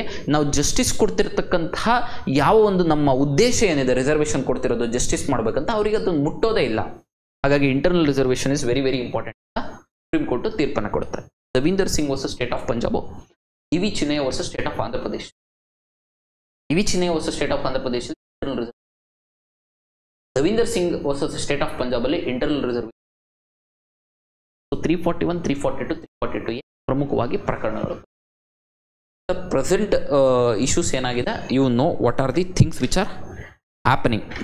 ಓಕೆ, ಸೊ ಇಷ್ಟು ಬ್ಯಾಕ್ ಡ್ರಾಪ್ ಆದಮೇಲೆ ತೀರ್ಪುಗಳು, ಆರ್ಟಿಕಲ್ಲು, ಆಮೇಲೆ ಕಮಿಟೀಸ್ ಎಲ್ಲ ಆದಮೇಲೆ Kantharaju commission was appointed.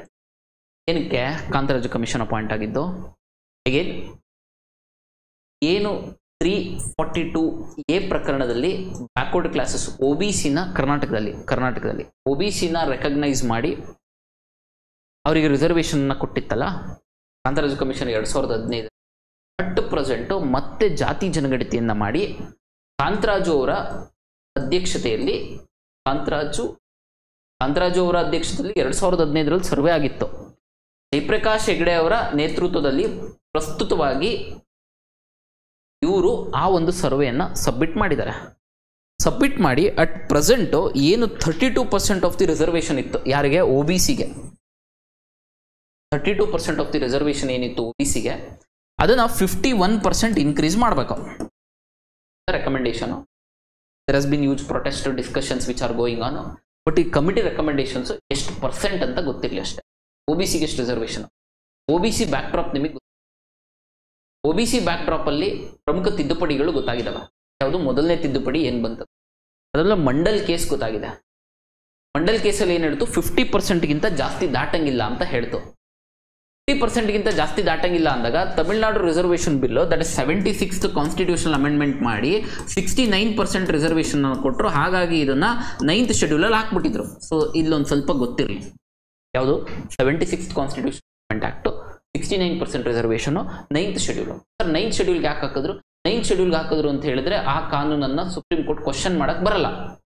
Basic doctrine ಸ್ಟ್ರಕ್ಚರ್ನ ವೈಲೇಟ್ ಮಾಡ್ತಿದ್ರು ಬರಲ್ವಾ? ಬರುತ್ತೆ. ಬೇಸಿಕ್ ಡಾಕ್ಟ್ರಿನ್ ಸ್ಟ್ರಕ್ಚರನ್ನು ವೈಲೇಟ್ ಮಾಡ್ತಿದ್ರೆ ಯಾವುದೇ ಕಾನೂನು 9ನೇ ಅನುಸೂಚಿಯಲ್ಲಿ ಇದ್ರೂ ಸಹ 9th ಶೆಡ್ಯೂಲಲ್ಲಿ ಇದ್ರೂ ಸಹ ಸುಪ್ರೀಂ ಕೋರ್ಟ್ ಕ್ವಶನ್ ಮಾಡ್ಬೋದು. Can check whether it is violating the basic doctrine structure or not. 76, 69%, 9th. Sir Karnataka issue ಬರೋಣ. ಇನ್ನೊಂದು ಹೇಳ್ತೀನಿ, ಗಮನ ಹರಿಸಿ. ಯಾವುದು ಇನ್ನೊಂದು ಪ್ರಮುಖ ತಿದ್ದುಪಡಿ? That is another major important constitutional amendment act is 81st constitutional amendment act. ಗಮನ ಹರಿಸಿ. ಸರ್ ಇಲ್ಲಿ ಬಿಟ್ಬಿಟ್ರಲ್ಲ ಸರ್, ನಿಮಿಷ ಏನಿಲ್ಲ. ಕಾಂತರಾಜು ಕಮಿಷನ್ನು OBC ಏನು 32% ಇರೋದನ್ನ 51% ಮಾಡಬೇಕು. ಜಾತಿ ಜನಗಣತಿ ಸರ್ವೆ ಕೊಟ್ಟಿದ್ದಾರೆ, ಅದನ್ನು ನೀವು ಸಬ್ಮಿಟ್ ಮಾಡಿದೆ. ಇದೊಂಚೂರು ಬ್ಯಾಕ್ ಡ್ರಾಪ್ ಅಲ್ಲಿ 81ನೇ ಸಂವಿಧಾನ ತಿದ್ದುಪಡಿ ನೋಡೋಣ. ಸರ್ ಯಾಕಿಲ್ಲಿ? ಸರ್ ಈಗ ಇಂದಿರಾ ಸವಾನಿ ಕೇಸಲ್ಲಿ ಏನು 50% ರಿಸರ್ವೇಷನ್ ಅನ್ನ ದಾಟಂಗಿಲ್ಲ ಅಂತ ಹೇಳಿತ್ತು, ಅದಕ್ಕೋಸ್ಕರ 76ನೇ ತಿದ್ದುಪಡಿಯಲ್ಲಿ 69% ರಿಸರ್ವೇಷನ್ ಅನ್ನ ತಮಿಳುನಾಡು ಸರ್ಕಾರ ಕೊಡ್ತು. ಅದು ಬೇಸಿಕ್ ಕಾನ್ಸ್ಟಿಟ್ಯೂಷನ್ ಅಂದ್ರೆ ವೈಲೇಟ್ ಮಾಡ್ತಿದ್ದ 50% ಜಾಸ್ತಿ ಅಂದಾಗ, ಹಾಗಾಗಿ ಅದನ್ನು 9ನೇ ಶೆಡ್ಯೂಲ್. ಅದಾದ್ಮೇಲೆ 81st constitution amendment carry forward rule ಕೂಡ ತಂದರು. ಒಂದು ನಿಮಿಷ ಇಲ್ಲೊಂಚೂರು ಗಮನ ಹರಿಸಿ. ಏನಿದು carry forward rule? Carry forward ರೂಲ್ನ ಯಾವ ತಿದ್ದುಪಡಿಯ ಮೂಲಕ ಅಂದರೆ 81ನೇ ತಿದ್ದುಪಡಿಯ. ಏನು 81ನೇ ತಿದ್ದುಪಡಿ? ಈಗ 100 ಸೀಟ್ ಇದ್ದು ಒಂದು ಯಾವ್ದಾದ್ರು ಪೋಸ್ಟಿಗೆ 50% ಅಂದರೆ 51 ನಾನು ಏನು ಮಾಡಂಗಿಲ್ಲ, ರಿಸರ್ವ್ ಮಾಡಂಗಿಲ್ಲ ಯಾವುದೇ ಜಾತಿಗಳು. ಯಾವ ಕೇಸ್ ಹೇಳ್ತು? ಮಂಡಲ್ ಕೇಸ್ ಹೇಳ್ತು. ಯಾಕೆ? ಮಂಡಲ್ ಕಮಿಷನ್ ರೆಕಮೆಂಡ್ ಮಾಡಿ. ಯಾಕೆ? ಶೆಡ್ಯೂಲ್ಡ್ ಕಾಸ್ಟ್ ಅಂಡ್ ಶೆಡ್ಯೂಲ್ಡ್ ಟ್ರೈಬಿಗೆ ರಿಸರ್ವೇಷನ್ ಮಾತ್ರ ಕೊಡ್ತಿದ್ರು. ಬಟ್ ಭಾರತದಲ್ಲಿ ಬೇರೆ ಜಾತಿಗಳು ಸಹ ಇದ್ದಾವೆ, that is other backward classes, ಅವರೂ ಸಹ ಹಿಂದುಳಿದಿದ್ದಾರೆ, ಅವರನ್ನು ಸಹ ನಾವು ಅಪ್ಲಿಫ್ಟ್ಮೆಂಟ್ ಮಾಡಬೇಕು. ಹಾಗಾಗಿ ರಿಸರ್ವೇಷನ್ ಅನ್ನು ಕೊಡಬೇಕು, ಅವ್ರಿಗೆ 27% ರಿಸರ್ವೇಷನ್ ಕೊಡಬೇಕು ಅಂತ ತಂದರು ಫಸ್ಟ್ ಟೈಮ್. ಅದ್ರ ಜೊತೆಗೆ VP ಸಿಂಗ್ ಗವರ್ನಮೆಂಟ್ 27% ಜೊತೆಗೆ ಇನ್ನೊಂದು 10%ನ ಆರ್ಥಿಕ ರೀತಿಯಲ್ಲಿ economically we have to give reservation ಅಂದರು. ಬಟ್ ಎಕನಾಮಿಕಲ್ ರಿಸರ್ವೇಷನ್ ಎಲ್ಲ ಬೇಡ, ಇವಾಗ 10% ಇದೆಲ್ಲ ಬೇಡ, ಜಸ್ಟ್ 27% ಅನ್ನು ಮಾತ್ರ ಕೊಡ್ರಿ ಅಂತೇಳಿ ಮಿಡಲ್ ಕೇಸಸ್ ಹೇಳಿತ್ತು. 50%ಗಿಂತ ಜಾಸ್ತಿ ರಿಸರ್ವೇಷನ್ ಕೊಡಬೇಕು. ತಮಿಳುನಾಡು ಸರ್ಕಾರ 69% ವೈಲೇಟ್ ಮಾಡ್ತಿದೆ. ಹಾಗಾಗಿ ಅದನ್ನು 9ನೇ ಶೆಡ್ಯೂಲ್ಗೆ ಹಾಕಿದ್ರು ಆ ಕಾನೂನನ್ನು. ಯಾಕೆಂದ್ರೆ ಆ ರಾಜ್ಯದಲ್ಲಿ ಅತಿ ಹೆಚ್ಚು ಜನಾಂಗ, ಅತಿ ಹೆಚ್ಚು ಜನಸಂಖ್ಯೆ ಹಿಂದುಳಿದಿದೆ ಅಂತ ಹೇಳಿ. ಜೊತೆಗೆ 81ನೇ ತಿದ್ದುಪಡಿಯ ಮೂಲಕ ಕ್ಯಾರಿ ಫಾರ್ವರ್ಡ್ ರೂಲ್ ತಗೊಂಡ್ಬಂದ್ರು. ಯಾಕೆ ಕ್ಯಾರಿ ಫಾರ್ವರ್ಡ್ ರೂಲ್ ತಗೊಂಡ್ಬಂದ್ರು ಅಂದ್ರೆ, ಸರಿಗ 2024, 2025, 2024ರಲ್ಲಿ 100 ಸೀಟಲ್ಲಿ 50 ಸೀಟ್ನ ರಿಸರ್ವ್ ಮಾಡಿದ್ದಾರೆ. ಯಾಕೆ? 50%. ಈ 50 ಸೀಟಲ್ಲಿ ನನಗೆ ಸಿಕ್ಕಿರೋರು 40 ಜನ ಮಾತ್ರ, ಅಂದ್ರೆ ಆ ಜಾತಿಗೆ ಸಂಬಂಧಪಟ್ಟಂತೆ ರಿಸರ್ವೇಷನ್. ಇನ್ನು 10 ಏನಿದೆ ಬ್ಯಾಲೆನ್ಸ್ ಇದೆ. ಈ 10 ಬ್ಯಾಲೆನ್ಸ್ ಇರೋದನ್ನ ನಾನು ಮುಂದಿನ ಸತಿ ಬಂದಾಗ 100 ಸೀಟಲ್ಲಿ ಇಲ್ಲಿ 10 ಬೇರೆ ಉಳಿದಿದ್ದಾವಲ್ಲ, ಆ 10 + 50 60 ರಿಸರ್ವೇಷನ್ ಕೊಡಬೇಕಲ್ಲ. 60 ಕೊಟ್ಟಾಗ 60% ಆಯಿತು. ವೈಲೇಟ್ ಮಾಡ್ತಿದ್ದಲ್ಲ 50%ಗಿಂತ ಕಾನ್ಸ್ಟಿಟ್ಯೂಷನ್. ಹಾಗಾಗಿ they brought this carry forward rule. ಏನು ಈ ಸಂದರ್ಭದಲ್ಲಿ ಅಂದರೆ ಆ ಜಾತಿ ರೆಪ್ರೆಸೆಂಟ್ ಮಾಡಿಲ್ಲ ಇಂದಿನ ವರ್ಷದಲ್ಲಿ, ಮತ್ತು ನೆಕ್ಸ್ಟ್ ಇದರಲ್ಲಿ ನಾವು ರೆಕ್ರೂಟ್ಮೆಂಟ್ ಮಾಡಬೇಕಾದಾಗ if you can use sir, recruitment ಮಾಡಬೇಕಾದಾಗ ಈ ಕ್ಯಾರಿ ಫಾರ್ವರ್ಡ್ ರೂಲ್ ಅಪ್ಲೈ ಆಗಲ್ಲ, ಪ್ರಮೋಷನ್ಲಿ ಮಾತ್ರ ಅಪ್ಲೈ ಆಗುತ್ತೆ ಕ್ಯಾರಿ ಫಾರ್ವರ್ಡ್ ರೂಲ್. ಯಾವ ಅಮೆಂಡ್ಮೆಂಟಲ್ಲಿ ತಂದಿದ್ದು? 81st constitutional amendment. Very very important. ಹೊಸ ರೆಕ್ರೂಟ್ಮೆಂಟಲ್ಲಿ ಕ್ಯಾರಿ ಫಾರ್ವರ್ಡ್ ರೂಲು ಅಪ್ಲೈ ಆಗಲ್ಲ. ಮತ್ತು ಎಲ್ಲಾಗುತ್ತೆ? ಪ್ರಮೋಷನ್ ಬೇಸಿಸ್ ಮೇಲೆ carry forward rule with consequential seniority. Further amendments, that is not essential. You should be knowing this. I hope it is clear. ಅದರ ಜೊತೆಗೆ ಇನ್ನೊಂದು ಈ reservation related ಆಗೇನೆ ಇನ್ನೊಂದು UPSC question ಆಗಿದೆ. That is 82ನೇ ತಿದ್ದುಪಡಿಯ ಮೂಲಕ ರಿಸರ್ವೇಷನ್ ಅಂದರೆ efficiency compromise ಆಗುತ್ತೆ, ಅದರ ಸಾಮರ್ಥ್ಯ ಕಾಂಪ್ರಮೈಸ್ ಆಗುತ್ತೆ. ಹಾಗಾಗಿ 82ನೇ ತಿದ್ದುಪಡಿಯ ಮೂಲಕ ಸುಪ್ರೀಂ ಕೋರ್ಟ್ ಹೇಳಿತ್ತು ಸಾಮರ್ಥ್ಯನ ಕೆನಾಟ್ ಕಾಂಪ್ರಮೈಸ್ ವಿತ್ ಎಫಿಷಿಯನ್ಸಿ. 82ನೇ ತಿದ್ದುಪಡಿ ಮೂಲಕ ಆರ್ಟಿಕಲ್ 335 ತಿದ್ದುಪಡಿಗೊಳಿಸಿ article 335 efficiency can be compromised for the socially and educationally backward class. ಅಂದರೆ ಅವರ ಮಾರ್ಕ್ಸ್ ಏನಿರ್ತಾವಲ್ಲ, ಆ ಇವ್ಯಾಲ್ಯುಯೇಷನ್ ಪ್ರೋಸೆಸ್ ಇರುತ್ತಲ್ಲ, ಅದನ್ನು ಬೇಕಾದ್ರೆ ಆ ಸ್ಟ್ಯಾಂಡರ್ಡ್ಸ್ನ ಲೋ ಮಾಡಿ ನಾವು ರಿಸರ್ವ್ ಮಾಡಿ ಏನು ಮಾಡೋದು, ರೆಕ್ರೂಟ್ಮೆಂಟ್ ಮಾಡ್ಕೊಳ್ಳೋದು. Because for the upliftment, reservation ಕೊಡ್ತಿರೋದ ಹಿಂದುಳಿದಿರೋರನ್ನ ಅಪ್ಲಿಫ್ಟ್ ಮಾಡೋಕ್ಕೋಸ್ಕರ ನಾವು ಇಲ್ಲಿ ಸ್ವಲ್ಪ ಕಾಂಪ್ರಮೈಸ್ ಆಗಲೇಬೇಕು ಅಂತ ಹೇಳಿ 82ನೇ ತಿದ್ದುಪಡಿಯಲ್ಲಿ ತಂದಿರ್ತಾರೆ. 82ನೇ ತಿದ್ದುಪಡಿ very very important. Article 335 standards of marks ಅಂದರೆ ಇವ್ಯಾಲ್ಯುಯೇಷನ್ ಇರುತ್ತಲ್ಲ ಅದನ್ನು ಕಡಿಮೆ ಮಾಡ್ಬೋದು. ಅದ್ರ ಜೊತೆಗೆ 81ನೇ ತಿದ್ದುಪಡಿ ಕ್ಯಾರಿ ಫಾರ್ವರ್ಡ್ ರೂಲು ಎಲ್ಲಿ ವಿತ್ ಕಾನ್ಸಿಕ್ವೆನ್ಷಿಯಲ್ ಸೀನಿಯಾರಿಟಿ, ಬರೀ ಪ್ರಮೋಷನ್ ವಿಚಾರದಲ್ಲಿ ಮಾತ್ರ. So this is the backdrop of complete reservation. Each and every ಪಾಯಿಂಟನ್ನು ಪಿನ್ ಪಾಯಿಂಟ್ ನೋಟ್ ಮಾಡ್ಕೊಂಡಿರಿ. ಈ ರಿಲೇಟೆಡ್ ಆಗಿ ನ್ಯೂಸ್ ಪೇಪರ್ಲಿ ಎವ್ರಿವೇರ್ ಇಂದಿರಾ ಸವಾನಿ ಕೇಸ್ನ ವೈಲೇಟ್ ಮಾಡ್ತಿದೆ, ಮಂಡಲ್ ಕೇಸ್ನ ವೈಲೇಟ್ ಮಾಡ್ತಿದೆ ಅಂತ ಹೇಳಿ. ಆ Indira Sawhney case, Mandal case long back they have overcome. ಯಾವುದ್ರ ಥ್ರೂ? 103rd ಕಾನ್ಸ್ಟಿಟ್ಯೂಷನಲ್ ಅಮೆಂಡ್ಮೆಂಟ್ ಆ್ಯಕ್ಟಲ್ಲಿ ಏನು 27 ಪ್ಲಸ್ ರಿಸರ್ವೇಷನ್ ಇತ್ತಲ್ಲ, ಅದ್ರ ಜೊತೆಗೆ 10% EWS ರಿಸರ್ವೇಷನ್ ಏನು ತಗೊಂಬಂದ್ರಲ್ಲ, ಸೊ ಇಟ್ ಕ್ರಾಸ್ಡ್ 50%ಗಿಂತ ಜಾಸ್ತಿಯಾಗಿ ಇಟ್ ವೆಂಟ್ ಆನ್ ಟು 59%. ಅವಾಗ Janhit Abhiyan versus union of India ಕೇಸಲ್ಲಿ supreme court has told that as it is illegal, ಅಂದರೆ 50%ನ ಕ್ರಾಸ್ ಮಾಡ್ಬೋದು ಅಂತ ಹೇಳಿ, ರಿಸರ್ವೇಷನ್ನ ಕ್ರಾಸ್ ಮಾಡ್ಬೋದು ಅಂತ ಹೇಳಿ ಹೇಳಿದೆ 3rd ಕಾನ್ಸ್ಟಿಟ್ಯೂಷನ್. Important sir. ಕರ್ನಾಟಕದಲ್ಲಿ ಪ್ರೆಸೆಂಟ್ ಏನು ಇಶ್ಯೂ ಆಗ್ತಿದೆ ಸರ್? ಕರ್ನಾಟಕದಲ್ಲಿ present issue is the same thing. 2015ರಲ್ಲಿ ಕಾಂತರಾಜು ಕಮಿಷನ್ ಅಪಾಯಿಂಟ್ ಆಯಿತು. ಅವರು ಒಂದು ಸರ್ವೆ ಮಾಡಿದ್ರು. 2024-25ರಲ್ಲಿ ಜಯಪ್ರಕಾಶ್ ಹೆಗ್ಡೆ ಏನು commission, state backward class commission chairman ಏನಿದ್ದಾರೆ, ಅವರು ಜಯಪ್ರಕಾಶ್ ಹೆಗ್ಡೆ ಕಮಿಷನ್ನು ರಿಪೋರ್ಟನ್ನು ಸಬ್ಮಿಟ್ ಮಾಡಿ 32% ಇರ್ತಕ್ಕಂತಹ ಬ್ಯಾಕ್ವರ್ಡ್ ಕ್ಲಾಸಿಗೆ ಏನು ರಿಸರ್ವೇಷನ್ ಇದೆ ಅದನ್ನು 51%ಗೆ ಏನು ಮಾಡಬೇಕು, ಜಾಸ್ತಿ ಮಾಡಬೇಕು ಅಂತ ಹೇಳಿ ರಿಪೋರ್ಟನ್ನು ಕೊಟ್ಟು, ಆಬ್ವಿಯಸ್ಲಿ ಇಂದಿರಾ ಸವಾನಿ ಕೇಸಲ್ಲಿ ಹೇಳಿರ್ತಕ್ಕಂಥ ceiling limit long back cross ಮಾಡಿಬಿಟ್ಟಿದ್ದಾರೆ. ಇಲ್ಲೂ ಸಹ ಆಗುತ್ತೆ, ಏನು ಸಮಸ್ಯೆ ಬರಲ್ಲ. ಹಾಗಿದ್ರೆ ಮುಂಚೆ ಏನಿತ್ತು? ಮುಂಚೆ 1, 2A, 2B, 3A, 3B ಅಂತ ರಿಸರ್ವೇಷನ್ ಇತ್ತು. ಶೆಡ್ಯೂಲ್ಡ್ ಕಾಸ್ಟ್ ಅಂಡ್ ಶೆಡ್ಯೂಲ್ಡ್ ಟ್ರೈಬ್ಸ್ಗೆ ಏನು ರಿಸರ್ವೇಷನ್ಗೆ ಹೋಗ್ತಿಲ್ಲ, because it has recommended for the OBC reservation 32ರಿಂದ 51ಕ್ಕೆ ಹೋಗ್ಬೇಕಂತ. ಇಲ್ಲ, ಅಷ್ಟೇ ಇಶ್ಯೂ. ಮುಂಚೆ ಏನಿಷ್ಟು ರಿಸರ್ವೇಷನ್ ಪರ್ಸೆಂಟೇಜ್ ಏನು ಇಂಪಾರ್ಟೆಂಟ್ ಇಲ್ಲ. ಮುಂಚೆ 5 ಕ್ಯಾಟಗರೀಸ್ ಆಗಿ ಮಾಡ್ತೀವಿ. ಇವಾಗ ಈ ಕ್ಯಾಟಗರಿ 1ಅನ್ನು 1 ಮತ್ತು 1A ಜೊತೆಗೆ 2A, 2B, 3A, 3B ಅಂದರೆ ಫರ್ದರ್ ಇನ್ನೊಂದು ಕ್ಯಾಟಗರಿನ ಜಾಸ್ತಿ ಮಾಡಿದ್ದಾರೆ. So that is what the issue ಎಸ್ ಮಾಡಿ. ಮುಂಚೆ 1ಗೆ ಇರಲಿಲ್ಲ, ಇಲ್ಲಿ ನೋಡಿ ಇಲ್ಲಿ ಕಾಣ್ತಿದೆ ಅಂತ. That is 1A, 1B, 2A, 2B, 3A, 3B 1, 2, 3, 4, 5, 6. So ಎಷ್ಟು ಕ್ಯಾಟಗರಿ ಮಾಡಿದ? 6 ಕ್ಯಾಟಗರಿ ಮಾಡಿ. ಮುಂಚೆ 5 ಸ್ಟೇಟ್ಮೆಂಟ್ಸ್ ಎಲ್ಲ ಆಗ್ತವೆ. ಎಷ್ಟು ಕ್ಯಾಟಗರಿಯಾಗಿ Kantharaju Hegde led commission recommend ಮಾಡಿದ ಕ್ಯಾಟಗರಿ. ಸೊ ಇದರಲ್ಲಿ 1A ಅಥವಾ 1B, 1Aಗೆ ಮುಂಚೆ ಸಪ್ರೇಟ್ ಕ್ಯಾಟಗರಿ. ಏನಕ್ಕೋಸ್ಕರ? 1A ನೋಮ್ಯಾಡಿಕ್ ಕಾಸ್ಟ್ಸು ಮತ್ತು ಮೋಸ್ಟ್ ಬ್ಯಾಕ್ವರ್ಡ್ ಕ್ಲಾಸಸ್ ಏನಿದಾವೆ ಅದಕ್ಕೋಸ್ಕರ 1A. ಅದಾದ್ಮೇಲೆ 1B ಏನಕ್ಕೋಸ್ಕರ, again look here, orphan children not knowing their caste have also been given reservation in 1A. 1A ಯಾರಿಗೋಸ್ಕರ reservation, ಈ ಅನಾಥ ಮಕ್ಕಳು, ಅವರಿಗೆ ಜಾತಿನೇ ಗೊತ್ತಿಲ್ಲ, ಅವರಿಗೆ ರಿಸರ್ವೇಶನ್ ಕೊಡ್ಲಿಕ್ಕೆ 1A. ಮುಂಚೆ 1Aಗೆ ಕ್ರೀಮಿ ಲೇಯರ್ ಕಾನ್ಸೆಪ್ಟ್ ಅಪ್ಲೈ ಆಗ್ತಿರ್ಲಿಲ್ಲ. ಕೆಟಗರಿ 1ಗೆ ಕ್ರೀಮಿ ಲೇಯರ್ ಕಾನ್ಸೆಪ್ಟ್ ಅಪ್ಲೈ ಆಗ್ತಿರ್ಲಿಲ್ಲ.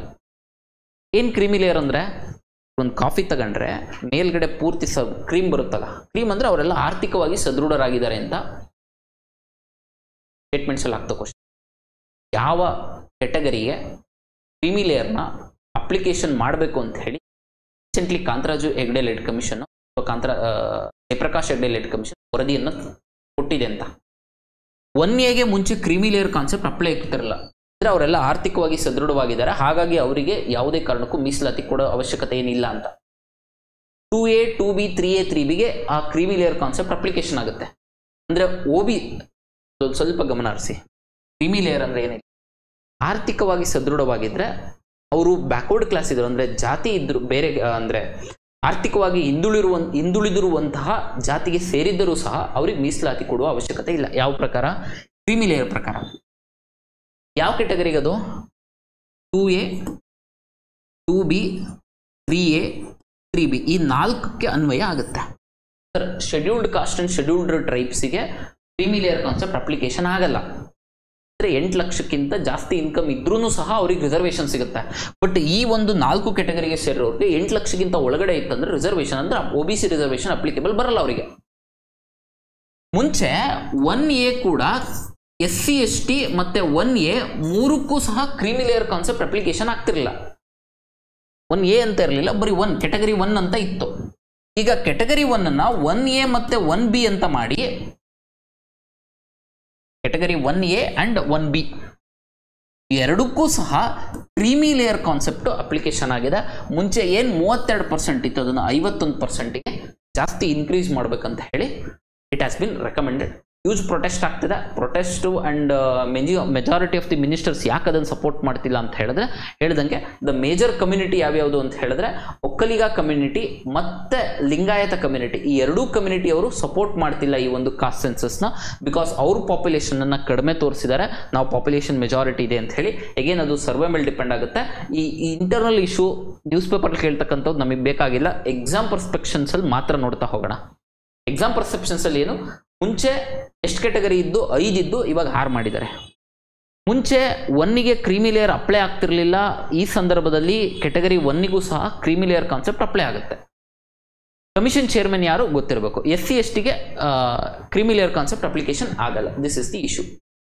ಆಮೇಲೆ ಕಮಿಟಿ ರಿಪೋರ್ಟ್ ಯಾರಿದ್ದಾಗ ಸರ್ವೆ ಮಾಡಿರೋದು, ಕಾಂತರಾಜು ಅವರು ಇದ್ದಾಗ ಸರ್ವೆ ಮಾಡಿರೋದು 2015ರಲ್ಲಿ. 2024ರಲ್ಲಿ ಜಯಪ್ರಕಾಶ್ ಹೆಗಡೆ ಅವರು ಚೇರ್ಮನ್ ಇದ್ದಾಗ ಸಬ್ಮಿಟ್ ಮಾಡಿದೆ. This is the issue. Hope it is clear. ಒಂದ್ಸತಿ ಈ ನ್ಯೂಸ್ ಪೇಪರ್ ಏನ್ ಬಂದಿದೆ ಅದನ್ನೊಂದ್ಸತಿ. Next important topic is platform based gig workers bill. ಈ gig workers which is also known as Social Security and Welfare Bill.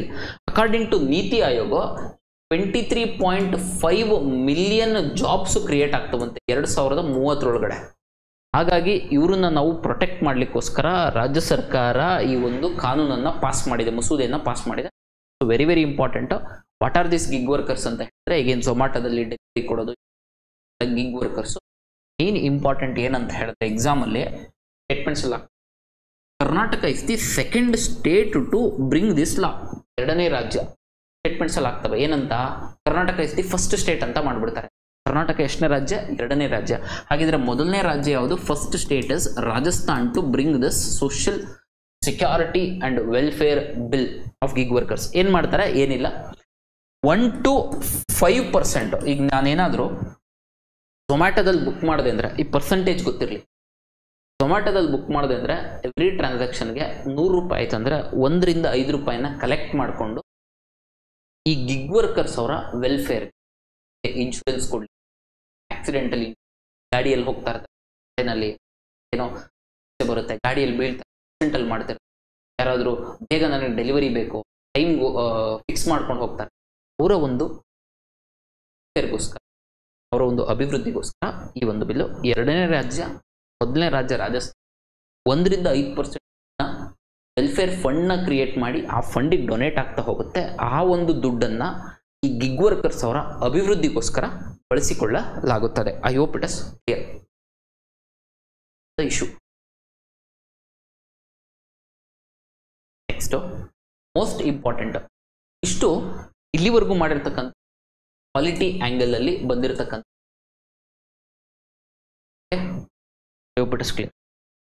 quality related topics.